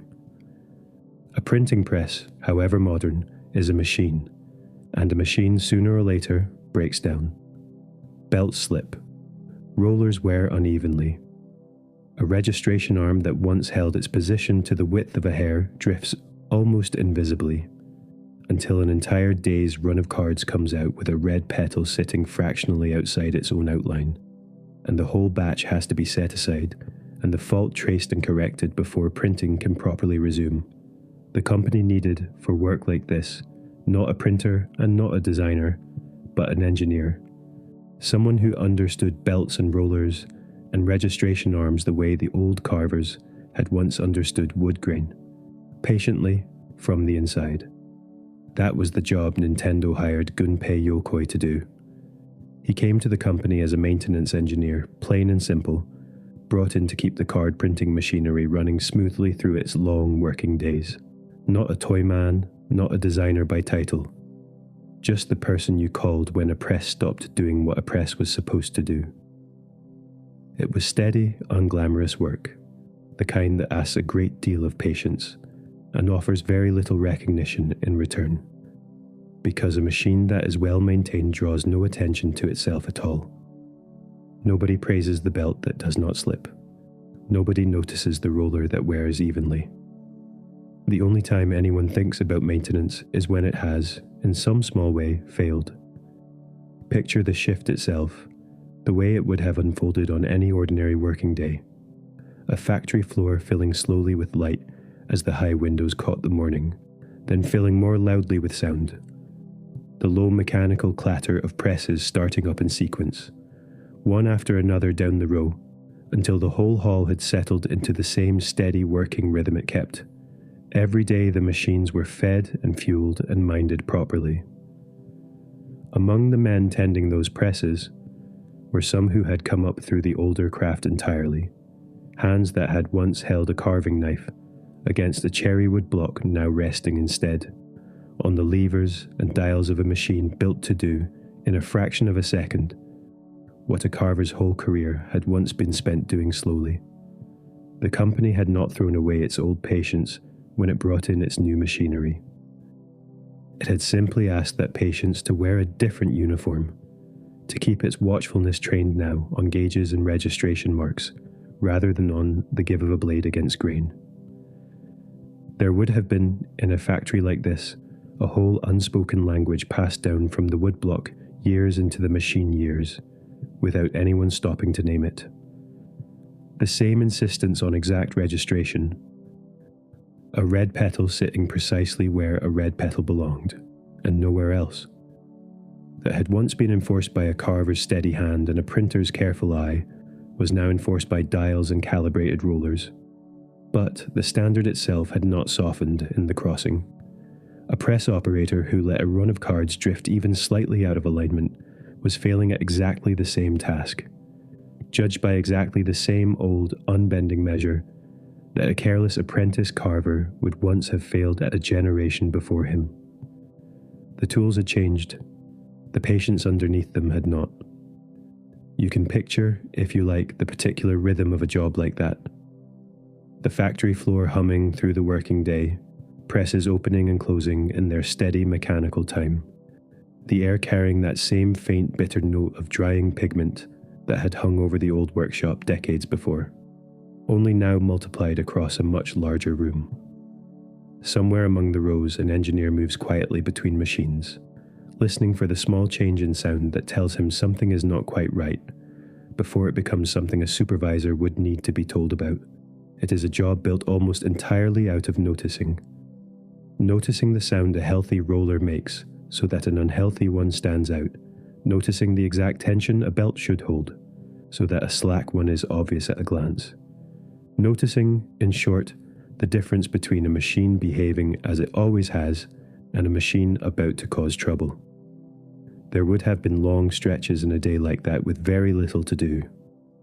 A well-run press, once adjusted properly, might run for hours without needing a hand laid on it again, and an engineer employed to fix problems has, by definition, empty time on his hands, whenever there are no problems to fix.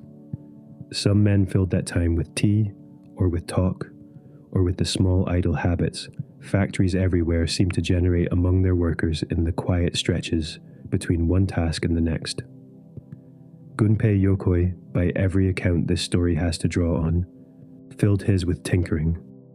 What he built in those spare hours, using scrap materials gathered from around the factory floor, was not a fix for any press and not a part for any machine. It was a toy.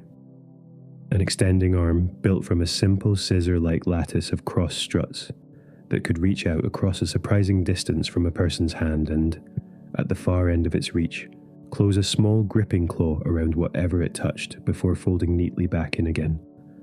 There was no purpose to it beyond the pleasure of the mechanism itself, the satisfying click and extend of the cross struts unfolding, the small triumph of watching a claw at the far end of an arm close around some object well out of ordinary reach. He had built it, so far as anyone can tell, purely for his own amusement, the way a person doodles in the margin of a notebook during a dull meeting, with no thought at all that anyone else might ever see it, let alone want one of their own. But someone did see it.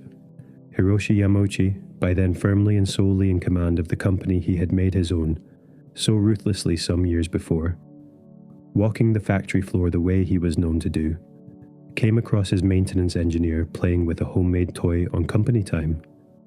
It would have been, for many employers of that era, exactly the kind of thing worth a sharp word. A man paid to fix presses, caught instead extending a scissoring arm across his own workbench, reaching for nothing in particular, purely because reaching for it was satisfying to watch. Yamauchi, whatever else this story has already told you about his temperament, did not reach for a sharp word. He watched the arm extend and close and fold back in again, and he understood, in the way a man who has spent years failing at taxis and instant rice and television bids understands, that he was looking at something worth more than the maintenance job it had grown out of. He ordered it developed properly, turned from a scrap-built curiosity into an actual product, refined, tooled, and put into production alongside the Hanafuda decks and the Western playing cards the company still made every day. It went to market in 1966, sold under the name Ultra Hand, a simple toy built almost entirely from that same scissoring principle Yokoi had first put together for no reason beyond his own idle curiosity. Extend the arm, close the claw, pick something up from across the room without moving from your chair. It became, almost immediately, a surprise hit. Here was a company that had spent the better part of a decade failing, one venture after another, to build anything beyond playing cards. A taxi firm sold off, an instant rice venture folded, a television bid gone nowhere, a string of quiet disappointments that had by this point hardened Hiroshi Yamauchi's instincts against almost every idea that was not a deck of cards. And here, arriving almost by accident, out of an engineer's idle tinkering during the empty hours of a maintenance shift, was the thing none of the deliberate ventures had managed to be. A genuine success, a toy that ordinary households actually wanted to buy. Picture it landing in an ordinary Kyoto household that same year. A child unwrapping a long, narrow box, working out within a minute or two exactly what the thing inside was for, and spending the rest of the afternoon reaching for things deliberately placed just out of arm's length, purely for the small satisfaction of watching the claw close around them anyway. There is something almost embarrassingly simple in that pleasure, and something rather profound in it too. The same pleasure a much younger child takes in stacking one block on top of another, or an older one takes in finally reaching a shelf that had always, until that day, been just beyond them. A toy shop that had ordered a cautious first batch, uncertain whether a card company had any business making toys at all, might find itself reordering within weeks, then within days, the boxes going out almost as quickly as they came in. Nobody at the company, least of all the man who had built the very first arm from scrap, seems to have expected quite that appetite. Picture the factory floor changing shape around that single toy in the months that followed. Presses that had spent decades printing nothing but Hanafuda and Western playing cards now shared their floor space with new machinery, tooled for plastic rather than paper, turning out the cross struts and small gripping claws of a toy that had begun its life as one man's private amusement. Workers who had spent their careers around the particular rhythm of card printing. The ink, the registration, the long, careful drying racks, found themselves learning a new rhythm alongside the old one, the two crafts running side by side under the same roof for the first time in the company's history. Nothing about the old work stopped. The Hanafuda kept being made, kept being sold, the 12 months of the calendar still passing quietly out into the world exactly as they always had. But now, beside it, sat something entirely new, and the company that made both was no longer only a card company at all. For Gunpei Yokoi himself, this was the quiet beginning of an entirely different career, one he could not have predicted standing at a workbench with a homemade scissoring arm in his hands. He was moved before long out of maintenance altogether and into a role built specifically around the very habit that had gotten him noticed in the first place. A designer, officially now, paid to tinker, paid to notice the small, satisfying mechanisms that an idle mind reaches for when it has nothing else to do, and to turn them, patiently, into things a household might want to own. It was the sort of promotion that could only have happened inside a company still, at its core, run by a man willing to look at an employee wasting company time on a toy and see, instead of waste, an opportunity nobody else in the building had thought to look for. The years that followed would carry Yokoi's particular gift for simple, satisfying mechanisms a good deal further than a scissoring arm and a gripping claw. There would be other toys after this one, most of them built on the same quiet principle that had made the Ultra Hand what it was. Take one small mechanical pleasure, whatever it happened to be, and build the whole toy around delivering exactly that pleasure, cleanly, without unnecessary complication. There would, later still, be small handheld games meant to be played on a train platform or in the back of a car during a long journey, screens no larger than the palm that held them. And later again, folded into a small handheld console that would eventually find its way into households across the entire world, there would be a layout of buttons and a small directional cross bearing more than a passing resemblance to the same instinct that had first made an arm satisfying to extend and a claw satisfying to close. The sense carried all the way from that first scrap-built toy that a good mechanism should feel exactly right under the thumb, before it is ever asked to do anything more complicated than that. None of that had happened yet. In the middle 1960s, on a factory floor still smelling faintly of drying ink, all that existed was a scissoring arm, a claw closing gently around whatever it reached for, and a company slowly, quietly, beginning to understand that the toys it would one day be known for might not come from a boardroom decision at all, but from a man with an idle hour, a workbench, and nothing better to do than see what he could build. Let the factory floor settle now, presses and molds alike fall in quiet for the night. The last of the day's ink drying in its racks beside the last of the day's plastic cooling in its trays. Two crafts side by side under one roof, for the first time in nearly 80 years of the company's life. The old calendar of flowers, and the new restless habit of building something simply to see whether it could be built. Somewhere in that quiet factory, a single ultra hand rests on a shelf, its scissoring arm folded closed, waiting for morning, waiting for a small hand somewhere in the city to reach for it and, without quite knowing why, want to see it extend. Toys had shown the company its way forward once already. The extending arm that a maintenance man built for his own amusement, sold in its thousands, had shown Hiroshi Yamauchi something the cards alone never could, that a family which knew how to make one small clever thing could learn to make almost any small clever thing, provided the making was taken seriously enough. Through the 1970s, the toy department went on quietly, competently, building whatever the moment seemed to want, learning a little more each year about mechanisms and moving parts and the particular patience of getting a cheap thing to feel, in a child's hand, like it had been made with care. And by the end of that decade, what the moment wanted, more and more, was something that ran on electricity rather than springs, hinges, or a length of scissoring plastic arm. A coin, a flickering screen, and a dim room full of strangers standing shoulder to shoulder in the glow of it. So Nintendo went looking there too.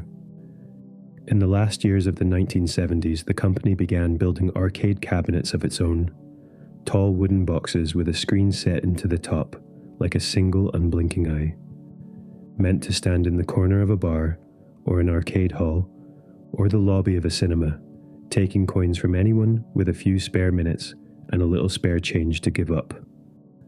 It was not, on the face of it, so very different from the card trade the company had begun in nearly a century before. You built the thing carefully, you sold it to someone else, and what people did with it afterward, whether they lingered over it for an evening or forgot it within the week, was largely out of your hands. What had changed was the room the thing stood in, where the Hanafuda dens had been low-lit and quiet, thick with the particular hush of men and women watching a hand of cards fall. The arcade halls of the late 1970s were louder, brighter, and stranger, full of small electronic melodies overlapping each other from every corner. And yet the same essential transaction was happening in both places. Coin for a chance, chance for a little while's forgetting. The next step took the company somewhere it had never quite gone before. Across an ocean. Nintendo's American arm was a small outfit by comparison with the parent company in Kyoto, run out of modest offices by Hiroshi Yamauchi's own son-in-law, a young man named Minoru Arakawa, who had been sent to build an American foothold more or less from nothing.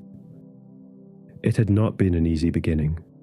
The subsidiary was young, undercapitalized, and largely unknown outside a small circle of distributors, and every early decision it made carried a weight out of all proportion to the size of the office making it. The way any small outpost feels the cold more sharply than the warm, well-lit headquarters standing behind it. Arakawa believed, as did Kyoto, that the arcade craze sweeping the United States in those years was not a passing fashion but the beginning of something considerably larger. And so, in 1980, he staked a great deal of the young subsidiary's future on a single title, a space combat arcade game built in Kyoto, and shipped west under the name Radarscope. Roughly 3,000 cabinets were ordered in, built, graded, and sent across the Pacific on the strength of that belief. A number that assumed America wanted this particular game very badly indeed, and wanted a great many copies of it, standing in a great many arcades all at once.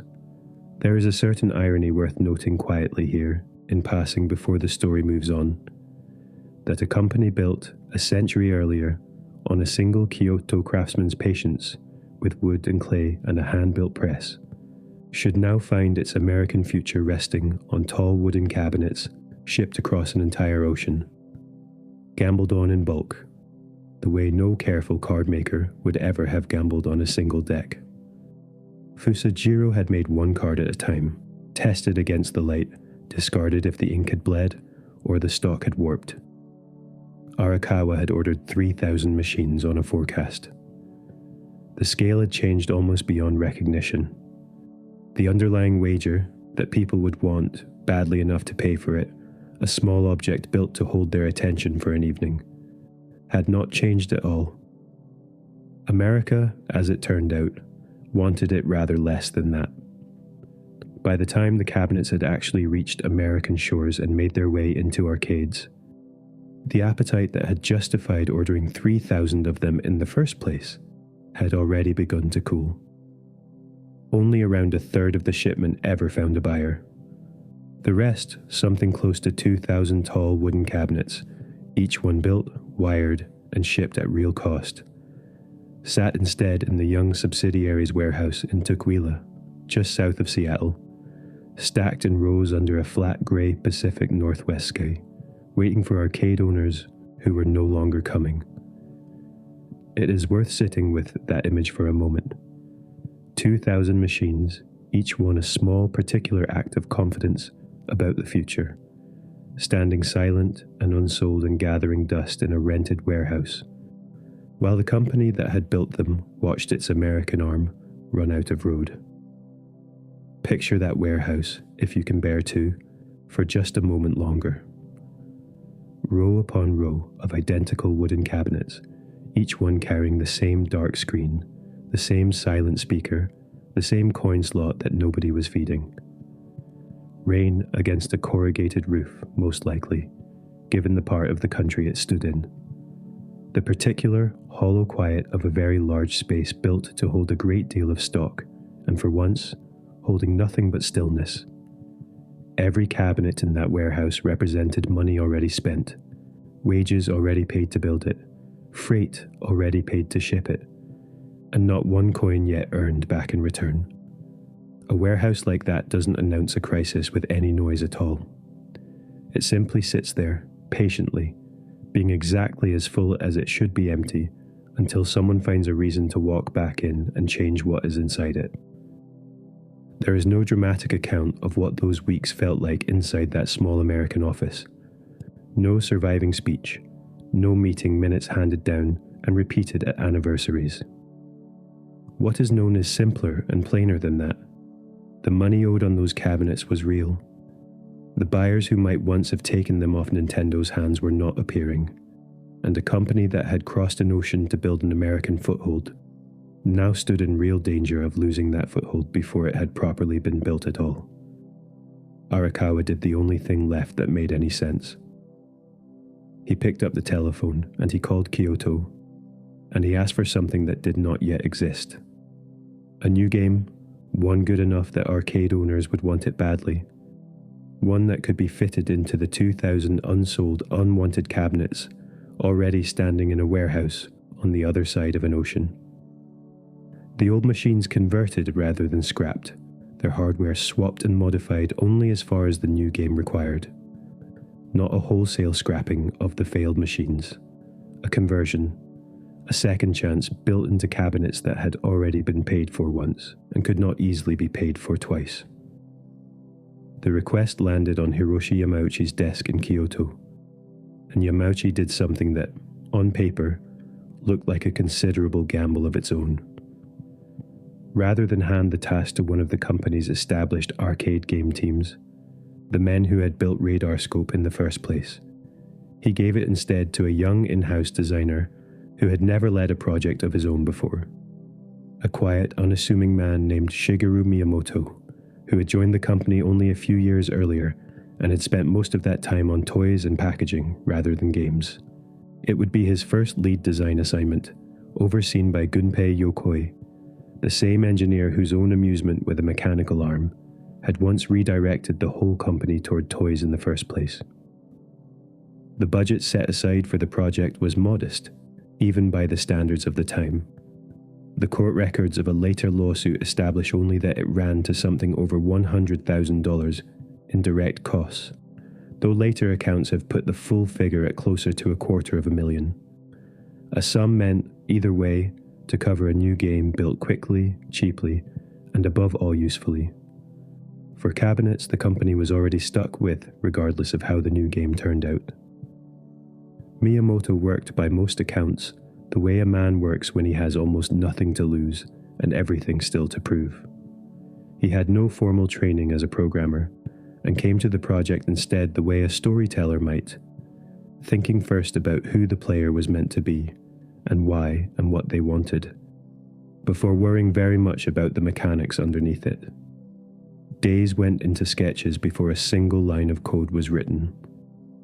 A hero, small and ordinary, up against something far larger than himself. A villain who was not truly wicked, only stubborn and a little foolish, and unwilling to give up something he had decided, in his own simple way, that he wanted. A goal simple enough that no instruction sheet would ever be needed to explain it. Climb and keep climbing until there is nowhere higher left to go. He settled on something almost absurdly simple to describe once it was finished. A carpenter, small and stubborn, climbing a half-built construction site of girders and ladders and conveyor belts, dodging barrels rolled down at him by a grey ape at the top, trying to reach a woman the ape had carried off and set down on the highest platform of all. There was no dialogue. There did not need to be. The whole story sat in the shape of the level itself.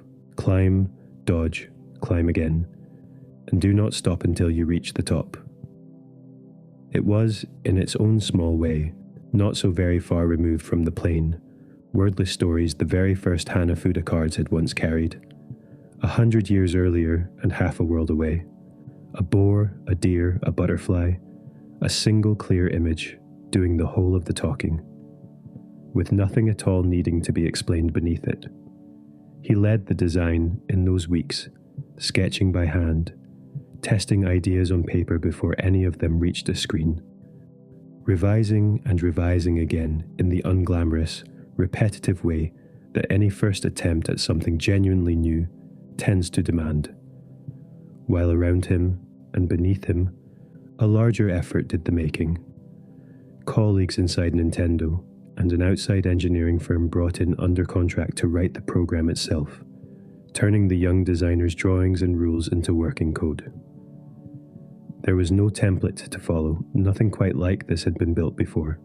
Not in this particular shape by this particular team, under this particular pressure. A whole company's American future compressed down into a single climbing figure and a single stubborn ape, with no second budget waiting behind it if the first attempt failed to hold. The little climbing carpenter was given a name for that first release. Jumpman, plain and functional. A name that described what he did rather than who he was. It would be a good while yet before the character was renamed for good, and became, under a different name entirely, the single most recognizable figure the company would ever produce. The ape at the top of the tower needed a name too, and the one they gave him has never changed since. Donkey Kong, stubborn and a little foolish, as the name itself was meant to suggest. A giant who had simply taken something he wanted and climbed as high as he could to keep it. It shipped, finished, tested, and ready in July of 1981. Built from the very first day of its design to be fitted into the 2,000 unsold cabinets on the other side of the Pacific. The conversion began almost immediately. Cabinet by cabinet, conversion kits went into the old radar scope machines. The new game's components fitted in, the old games swapped out or modified, fresh artwork dressing the housings. The same tall wooden cabinets that had sat gathering dust in that Tukwila warehouse suddenly worth wanting again. Suddenly earning back, coin by coin, everything that had been risked on them in the first place. On the outside, so little had changed. The same wood, the same coin slot. The same speaker that had sat silent for so many months. Only the game inside them was new. And the game inside them was, it turned out, the only thing that had ever really mattered. Arcade owners who had been reluctant even to look at the unsold stock a season earlier now wanted as many of the converted machines as Nintendo of America could send them. The warehouse that had stood not so very long before, as a fairly plain monument to a bad bet, emptied out entirely, cabinet by cabinet, until the rows that had once stood 2,000 deep stood empty instead, every last one of them out-earning its keep in an arcade somewhere. By the summer of 1982, the little climbing game built out of a warehouse crisis had earned Nintendo of America more than $180 million. By the following year, that figure had climbed past $280 million. It is worth saying plainly what that meant, because the plain version is easy to lose under a number that large. It meant that the American subsidiary, which had stood a matter of months earlier on the edge of closing its doors for good, was not merely rescued but transformed, almost overnight, into the most important part of the whole company's future. Arakawa kept his position, and kept Kyoto's trust along with it, and the small, undercapitalized office in the Pacific Northwest that had so nearly folded under the weight of 2,000 unsold cabinets was, within a couple of years, the engine driving the whole company's growth. Miyamoto, a designer with no formal training and no prior credit to his name, had just designed the single most valuable thing Nintendo had ever made, on a budget that would not, in later years, have covered much more than a rounding error. He would go on, in the decades that followed, to lead the design of a great many more of the company's most cherished worlds. But this was the first, the one built under the greatest possible pressure, out of the wreckage of somebody else's failed bet, and it never quite lost that particular urgency in the telling. And somewhere in Kyoto, Hiroshi Yamauchi, the same man who had once bet on a taxi company, an instant rice venture, and a bid for a television network, and watched each one quietly fail in turn, allowed himself, by most accounts, something close to satisfaction. He had gambled once again on a warehouse full of failure and a young designer nobody had heard of yet. This time the gamble had paid out beyond anything he could reasonably have hoped for, and it would go on paying out, in one form or another, for the rest of his life at the company's helm. A man who had spent 2 decades learning, the hard way, that most detours led nowhere in particular, had finally found the one that led everywhere at once. What came next would not look like a warehouse, or a gamble, or a crisis narrowly survived. What came next would look, instead, like an ordinary living room, on an ordinary evening, with a small grey box connected to the family television, waiting patiently for someone to switch it on. You do not need to hold on to the shape of any of that now. The warehouse, the barrels, the ape on his tower, the 2 young men who saved a company with a construction site, and a captured woman and a name that would not stay Jumpman for very much longer. Let all of it go soft at the edges, the way a bright afternoon goes soft once the light starts to lower. What comes now moves more slowly than anything that has come before it in this telling, and it is meant to. There is nowhere further this story needs to hurry to tonight. In the summer of 1983, in living rooms across Japan, a small cream and red box began appearing beneath television sets. Not tall, not loud, not much larger than a lunchbox, with a single cartridge slot on its top and a pair of corded controllers resting in cradles at its sides. They called it the Famicom, short for a longer, more formal name almost nobody actually used, and it settled into Japanese homes the way a new piece of furniture settles in. Awkwardly at first, in a spot that had to be cleared for it, on a shelf that had to be rearranged around it. And then, before very long, as though it had always been there, as familiar and unremarkable as the television it sat beneath. There is no need to rush past this part. Let it arrive slowly, the way it arrived in those homes. Not as an event exactly, more as a small, steady change in the shape of an ordinary evening. A parent coming home with a flat box under one arm. Children clearing a space on the floor in front of the television without being asked twice.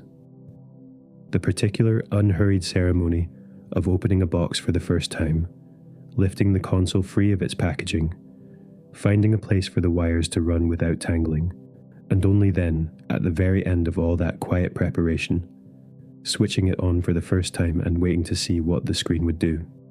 Picture the room around it, if you can, without worrying too much about which particular room, because it was in its own way almost every room.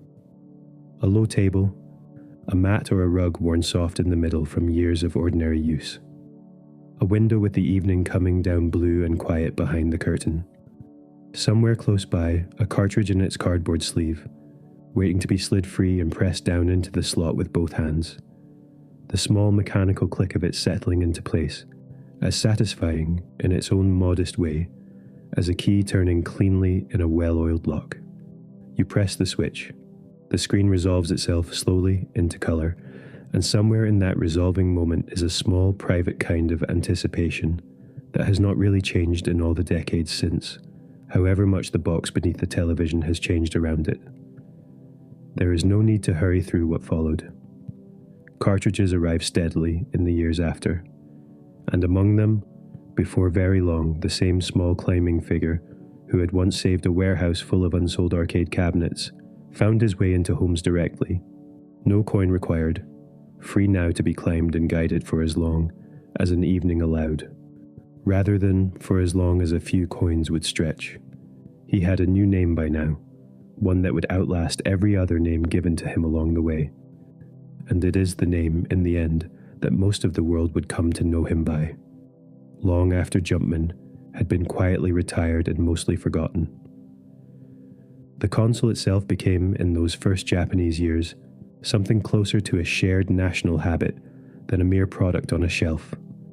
The sort of thing that turned up sooner or later in nearly every home with a child in it, passed between cousins over a long summer visit, argued over gently between siblings, taking turns with a single controller, while the other waited, chin on hands, close enough to call out advice nobody had asked for.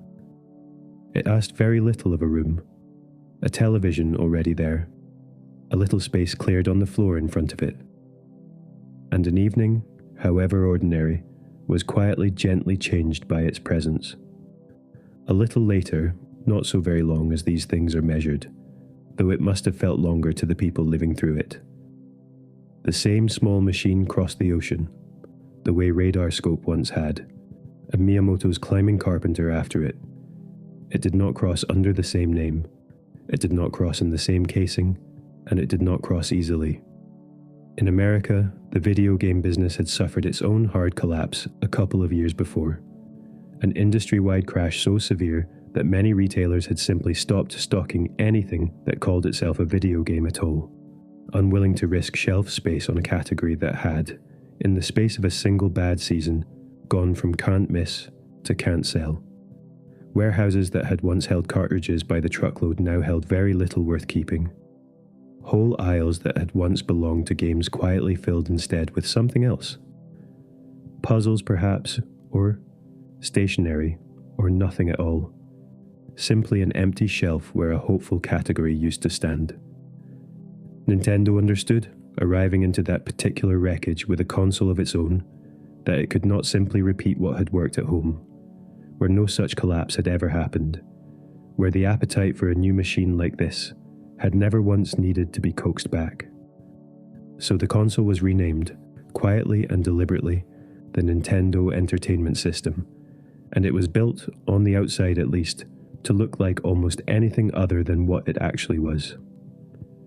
Picture that grey casing for a moment, low and rectangular, with a front-loading slot that clicked a cartridge down and back, rather than dropping it in from above. built to resemble, as closely as its designers could manage, a piece of home electronics you might already trust. Something closer to a video recorder sitting beneath the television than to the word video game, a word that, in America in those particular years, had come to sound faintly like a warning rather than an invitation. Retailers who would not have touched a games console with either hand were willing, cautiously, to stock something that looked so thoroughly unremarkable, sitting on a shelf between the radios and the answering machines. Trust once broken in a business like that does not return quickly, and it does not return because anyone asked nicely for it. It returns in small, patient steps, each one a little more convincing than the last, until a shopkeeper who once swore off the whole category finds, almost without noticing the exact moment it happened, that they are ordering the grey boxes in by the crate again. It worked.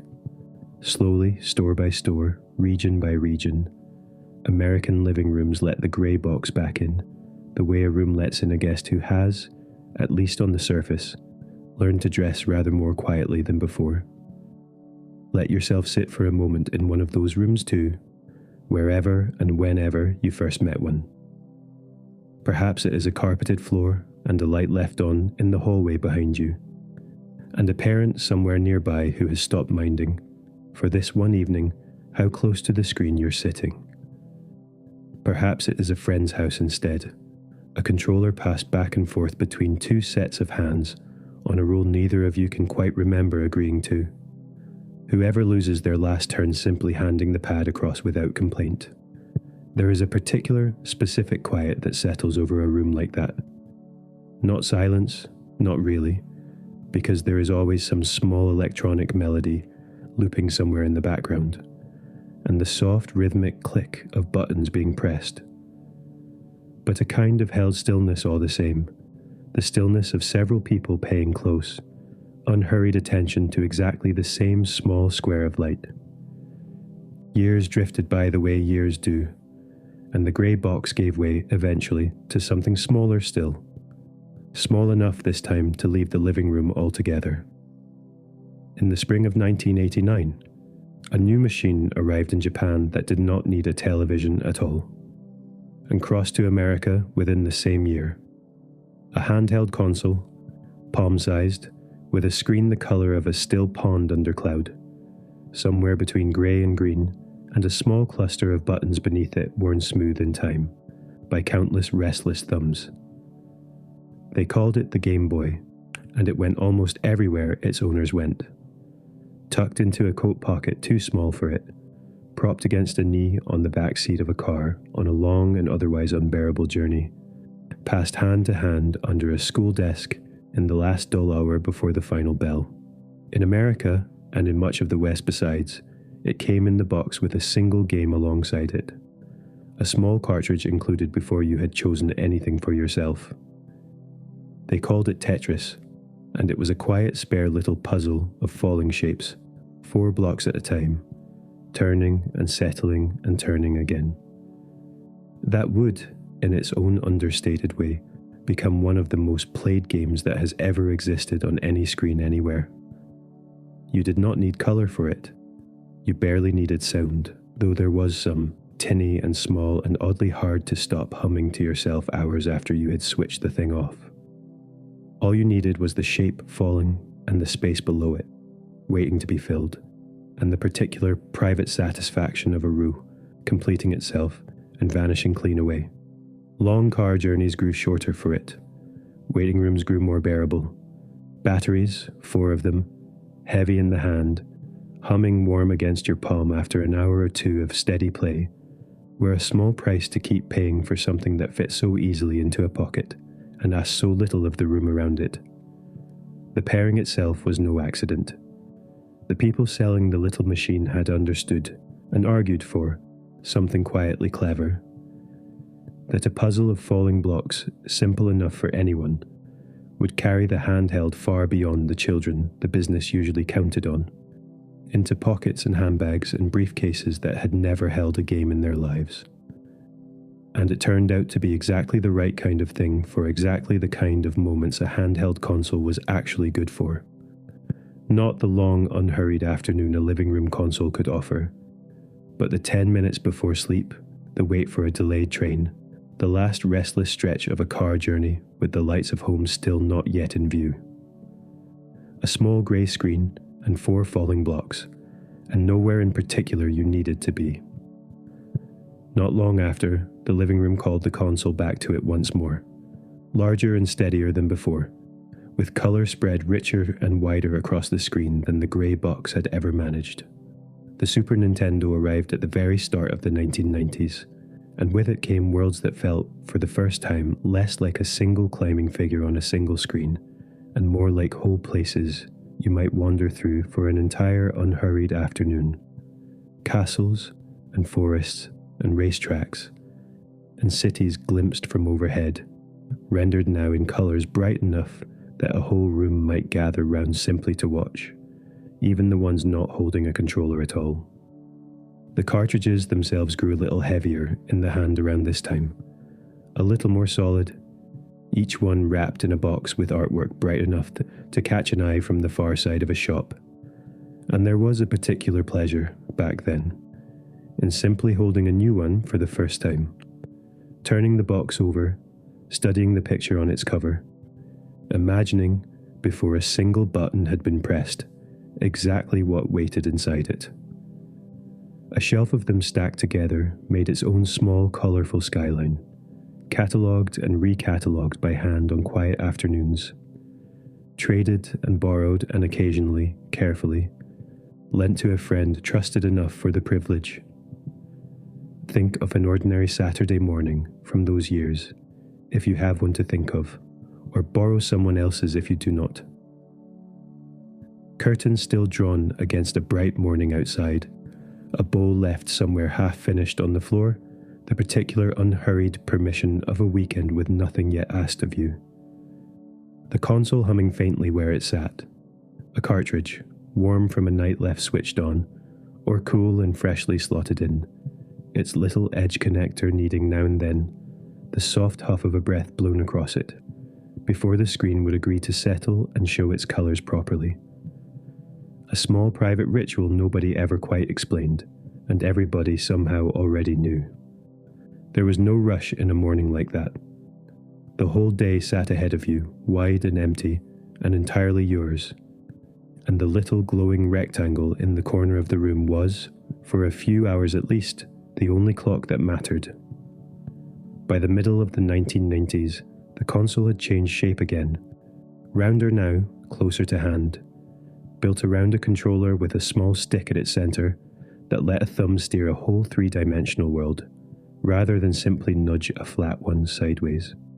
The Nintendo 64 arrived in 1996, and with it, for the households that gathered around it, came rooms rendered with a depth and a freedom few of them had ever steered through before. Corridors you could turn a corner inside, hills you could see rise gently away into the distance. A horizon instead of a wall. It must have felt to anyone who had grown up on the flat scrolling worlds that came before it, almost like stepping through the screen rather than simply watching it. The way a flat drawing of a house is one thing, and a house you can actually walk around and into is something else again entirely. 4 controller ports sat waiting along its front edge now, an invitation as much as a feature, so that an evening with 3 friends crowded onto one sofa, elbows knocking, all 4 sets of eyes fixed on the same divided screen, became, for a great many people, one of the more ordinary and more treasured shapes an evening could take. Think of that sofa for a moment.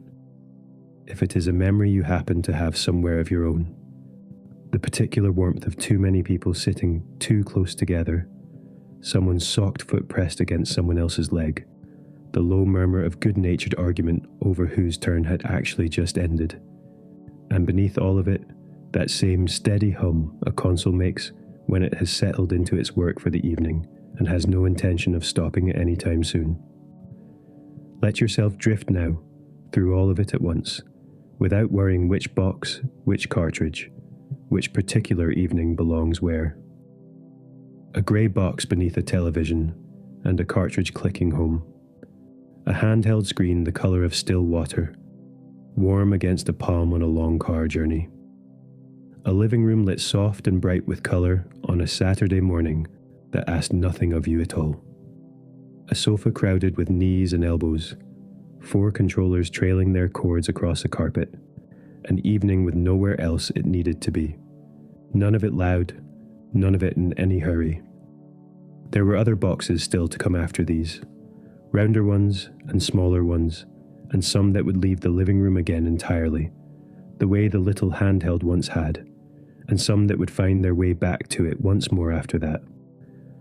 But none of that needs to trouble you tonight. Whatever came later can wait for another evening, another telling. Tonight it is enough to sit for a while longer, among only these, the grey box and the small green-grey screen, and the wider colour that followed both of them, and the rounder shape with its 4 waiting ports, each one arriving in its own unhurried season, each one finding its own quiet place beneath its own quiet television.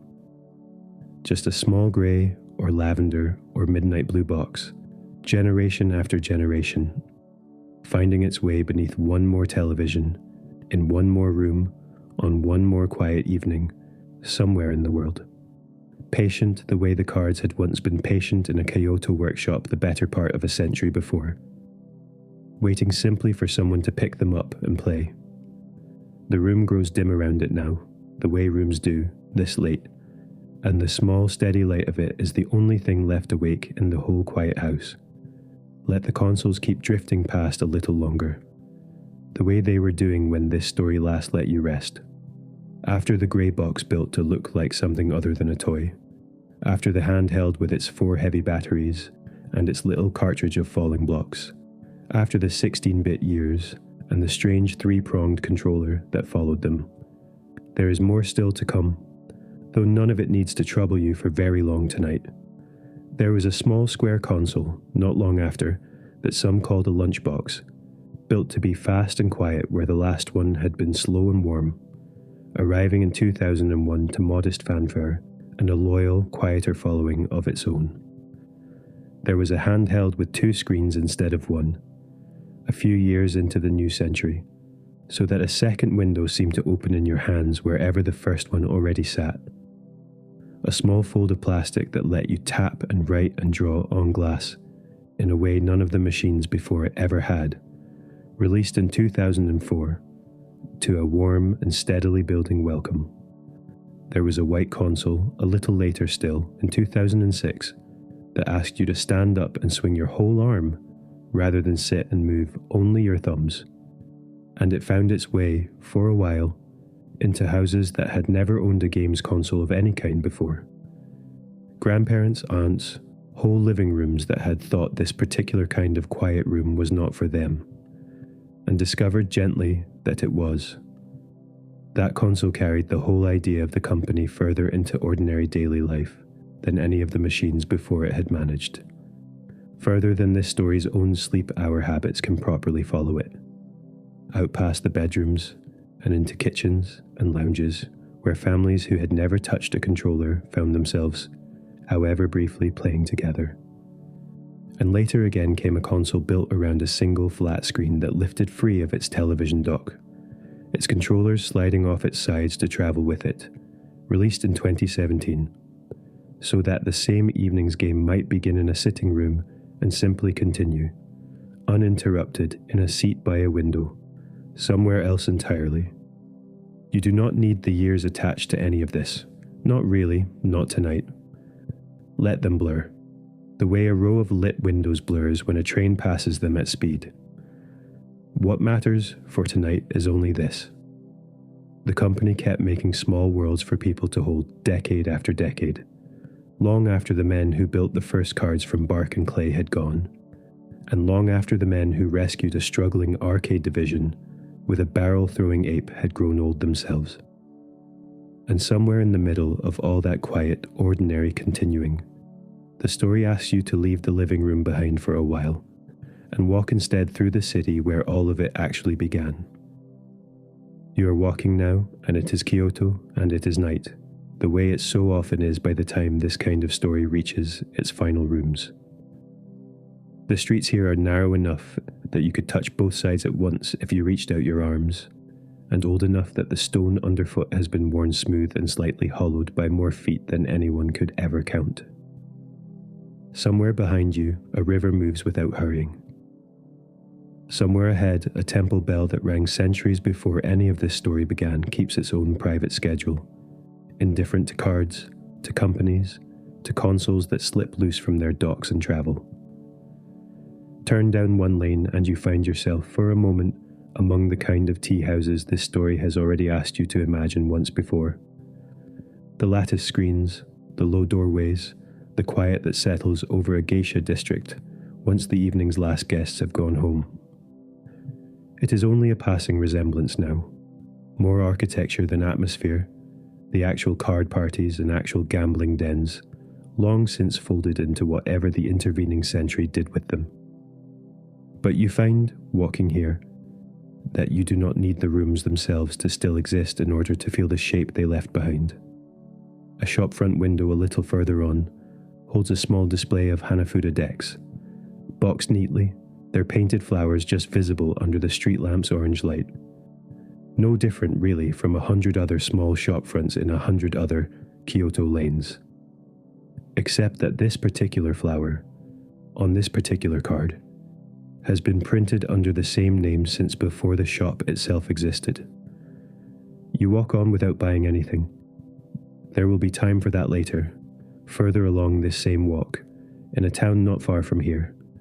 You are walking towards Shimogyō-ku now, the old merchant district, low and unhurried, where 130-some years ago, a young man opened a small workshop of his own and began printing flowers onto stiffened bark.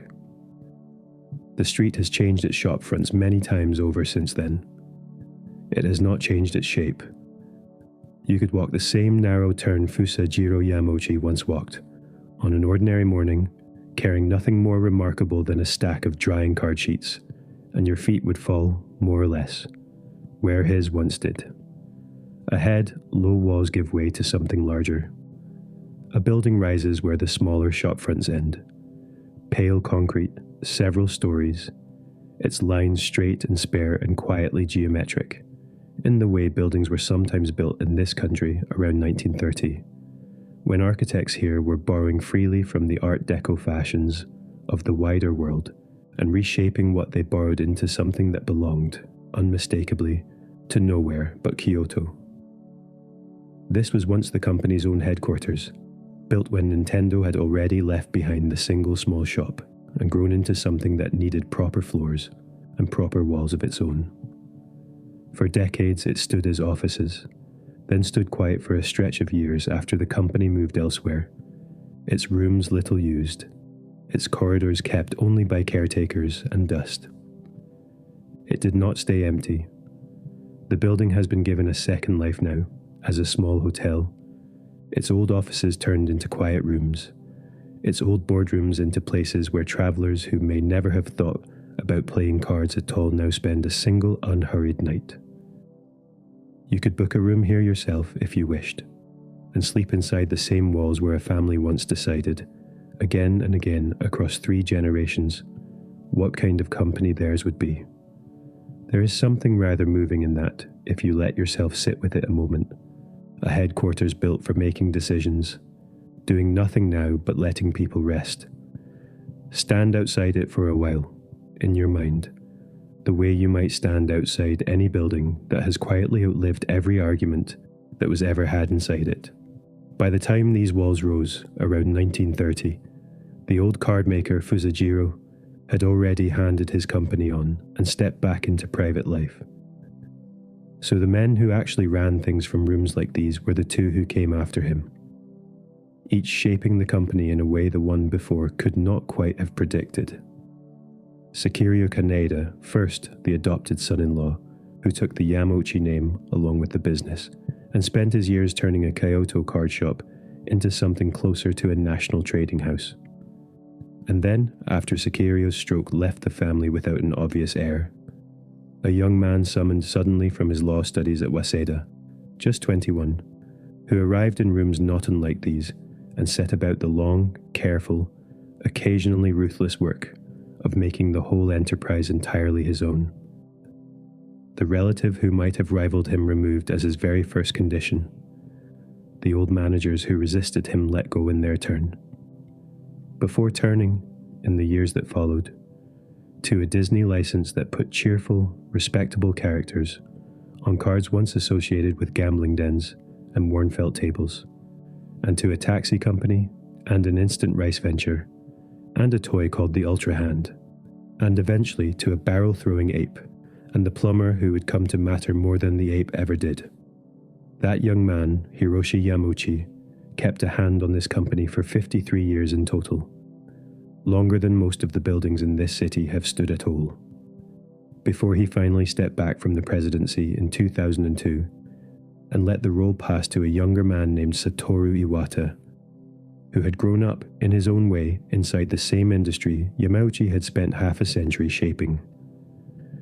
Yamauchi lived another 11 years after that, quietly, mostly out of view, and died in 2013, having spent more than half a century deciding, again and again, what a small Kyoto card company was and was not permitted to become. He is not standing here tonight. Almost no one connected to the earliest chapters of this story is. But the old walls still hold their shape the way he once insisted the company itself should, and the windows still glow faintly, warm against the dark, whether or not anyone below remembers exactly why. 53 years is a long time to hold anything, longer than most working lives allow. It is long enough to have watched a card business become a toy business, and a toy business become a games company, and a struggling arcade importer in a warehouse half the world away turn, within a single frantic summer, into the foundation of everything that followed. It is long enough too to have made the kind of decisions that do not always look kind up close.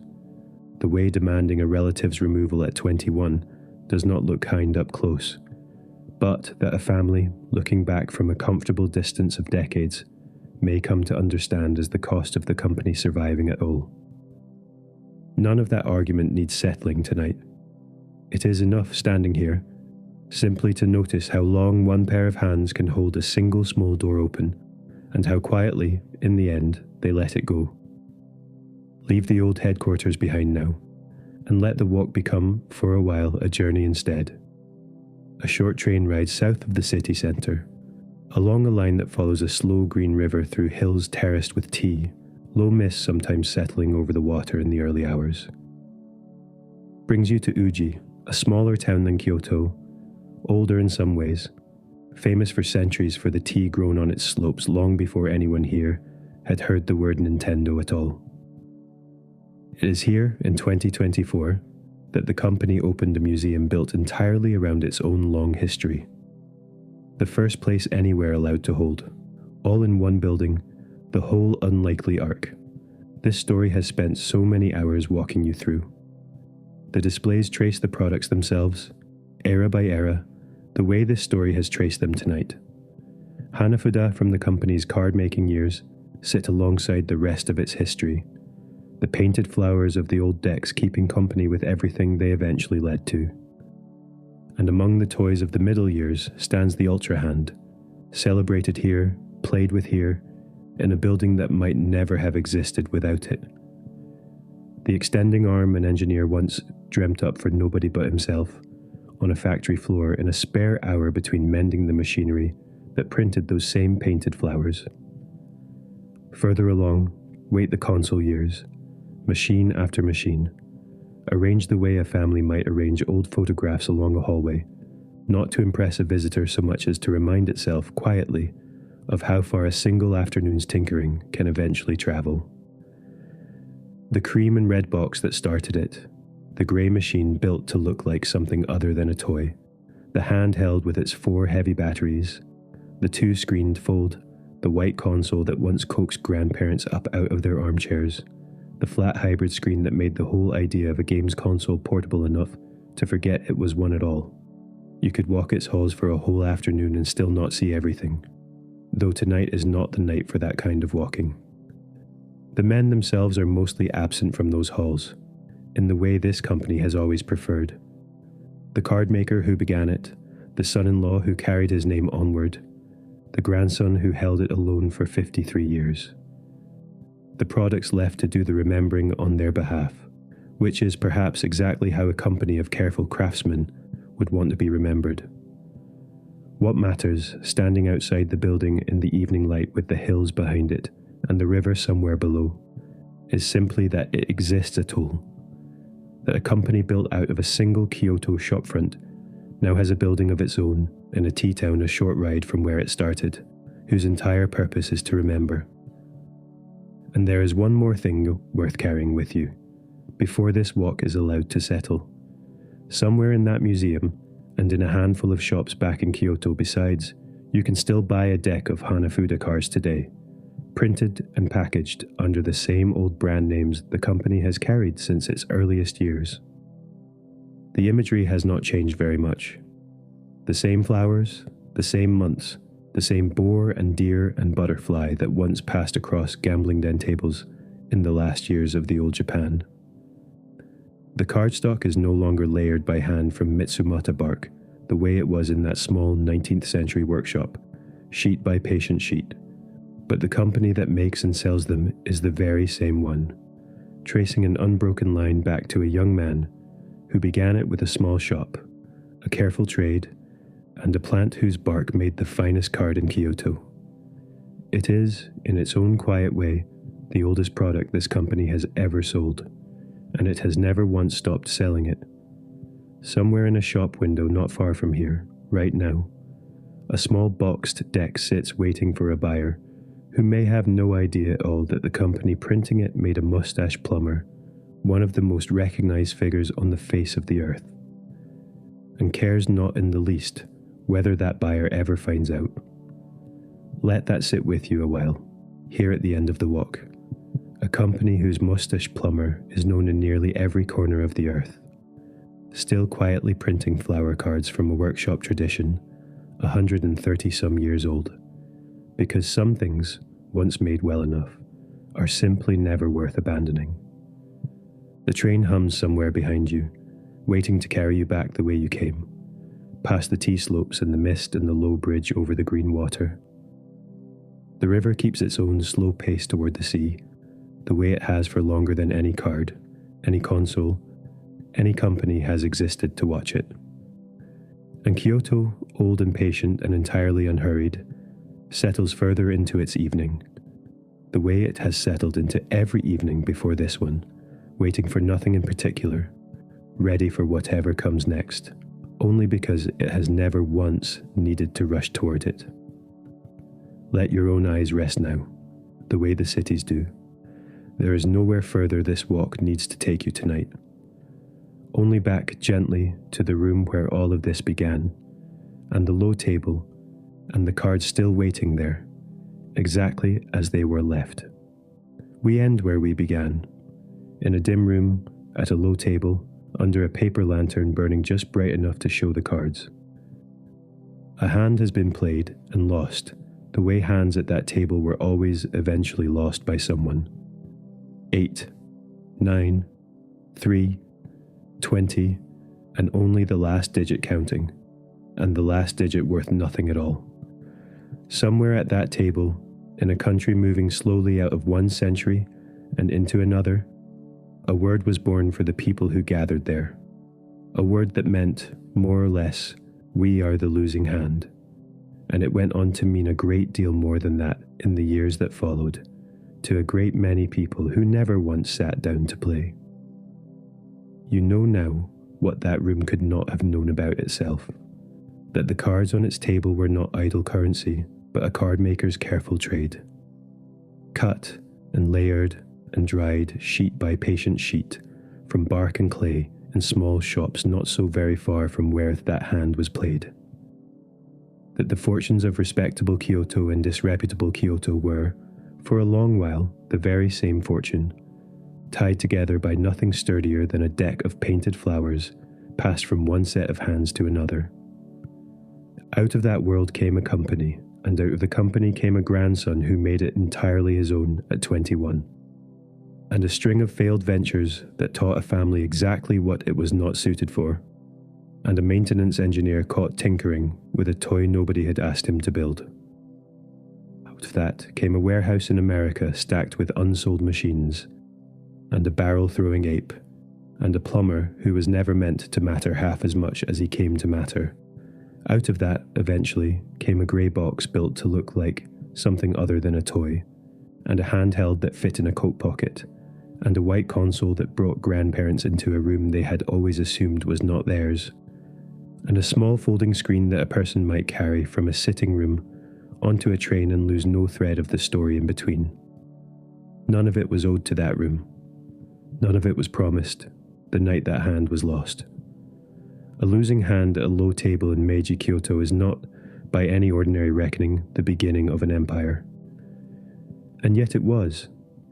Not because the cards were lucky, but because somewhere behind the gambling and the losing and the word it left behind, a young man's shop kept making the finest cards it knew how to make, for whoever needed them, and never once stopped. Not through succession, not through failure, not through fire of any kind this story asked you to sit with, though this was never a story about fire at all. It was always a story about cards, about the patience of a craftsman who could not have known what his flowers would one day become, and made them beautifully regardless. The room at that low table has been gone a very long time now. The dens are gone. The men who sat there, playing out their 8 and their 9 and their 3, are gone with them, unnamed, unremembered by anything but the word they left behind. What remains is only the deck itself, printed still, sold still, tracing an unbroken line back to that same quiet trade. And everything that grew, slowly and almost by accident, out of a young man's stubborn insistence on making it well. So, there is no need tonight to hold on to anything too tightly. Not the day just finished, not the one waiting for you tomorrow. Let it all rest the way a deck rests at the end of an evening, gathered, squared, set gently aside until someone wants to play again. The last card is laid down, the lantern burns low. Sleep well, Malcolm.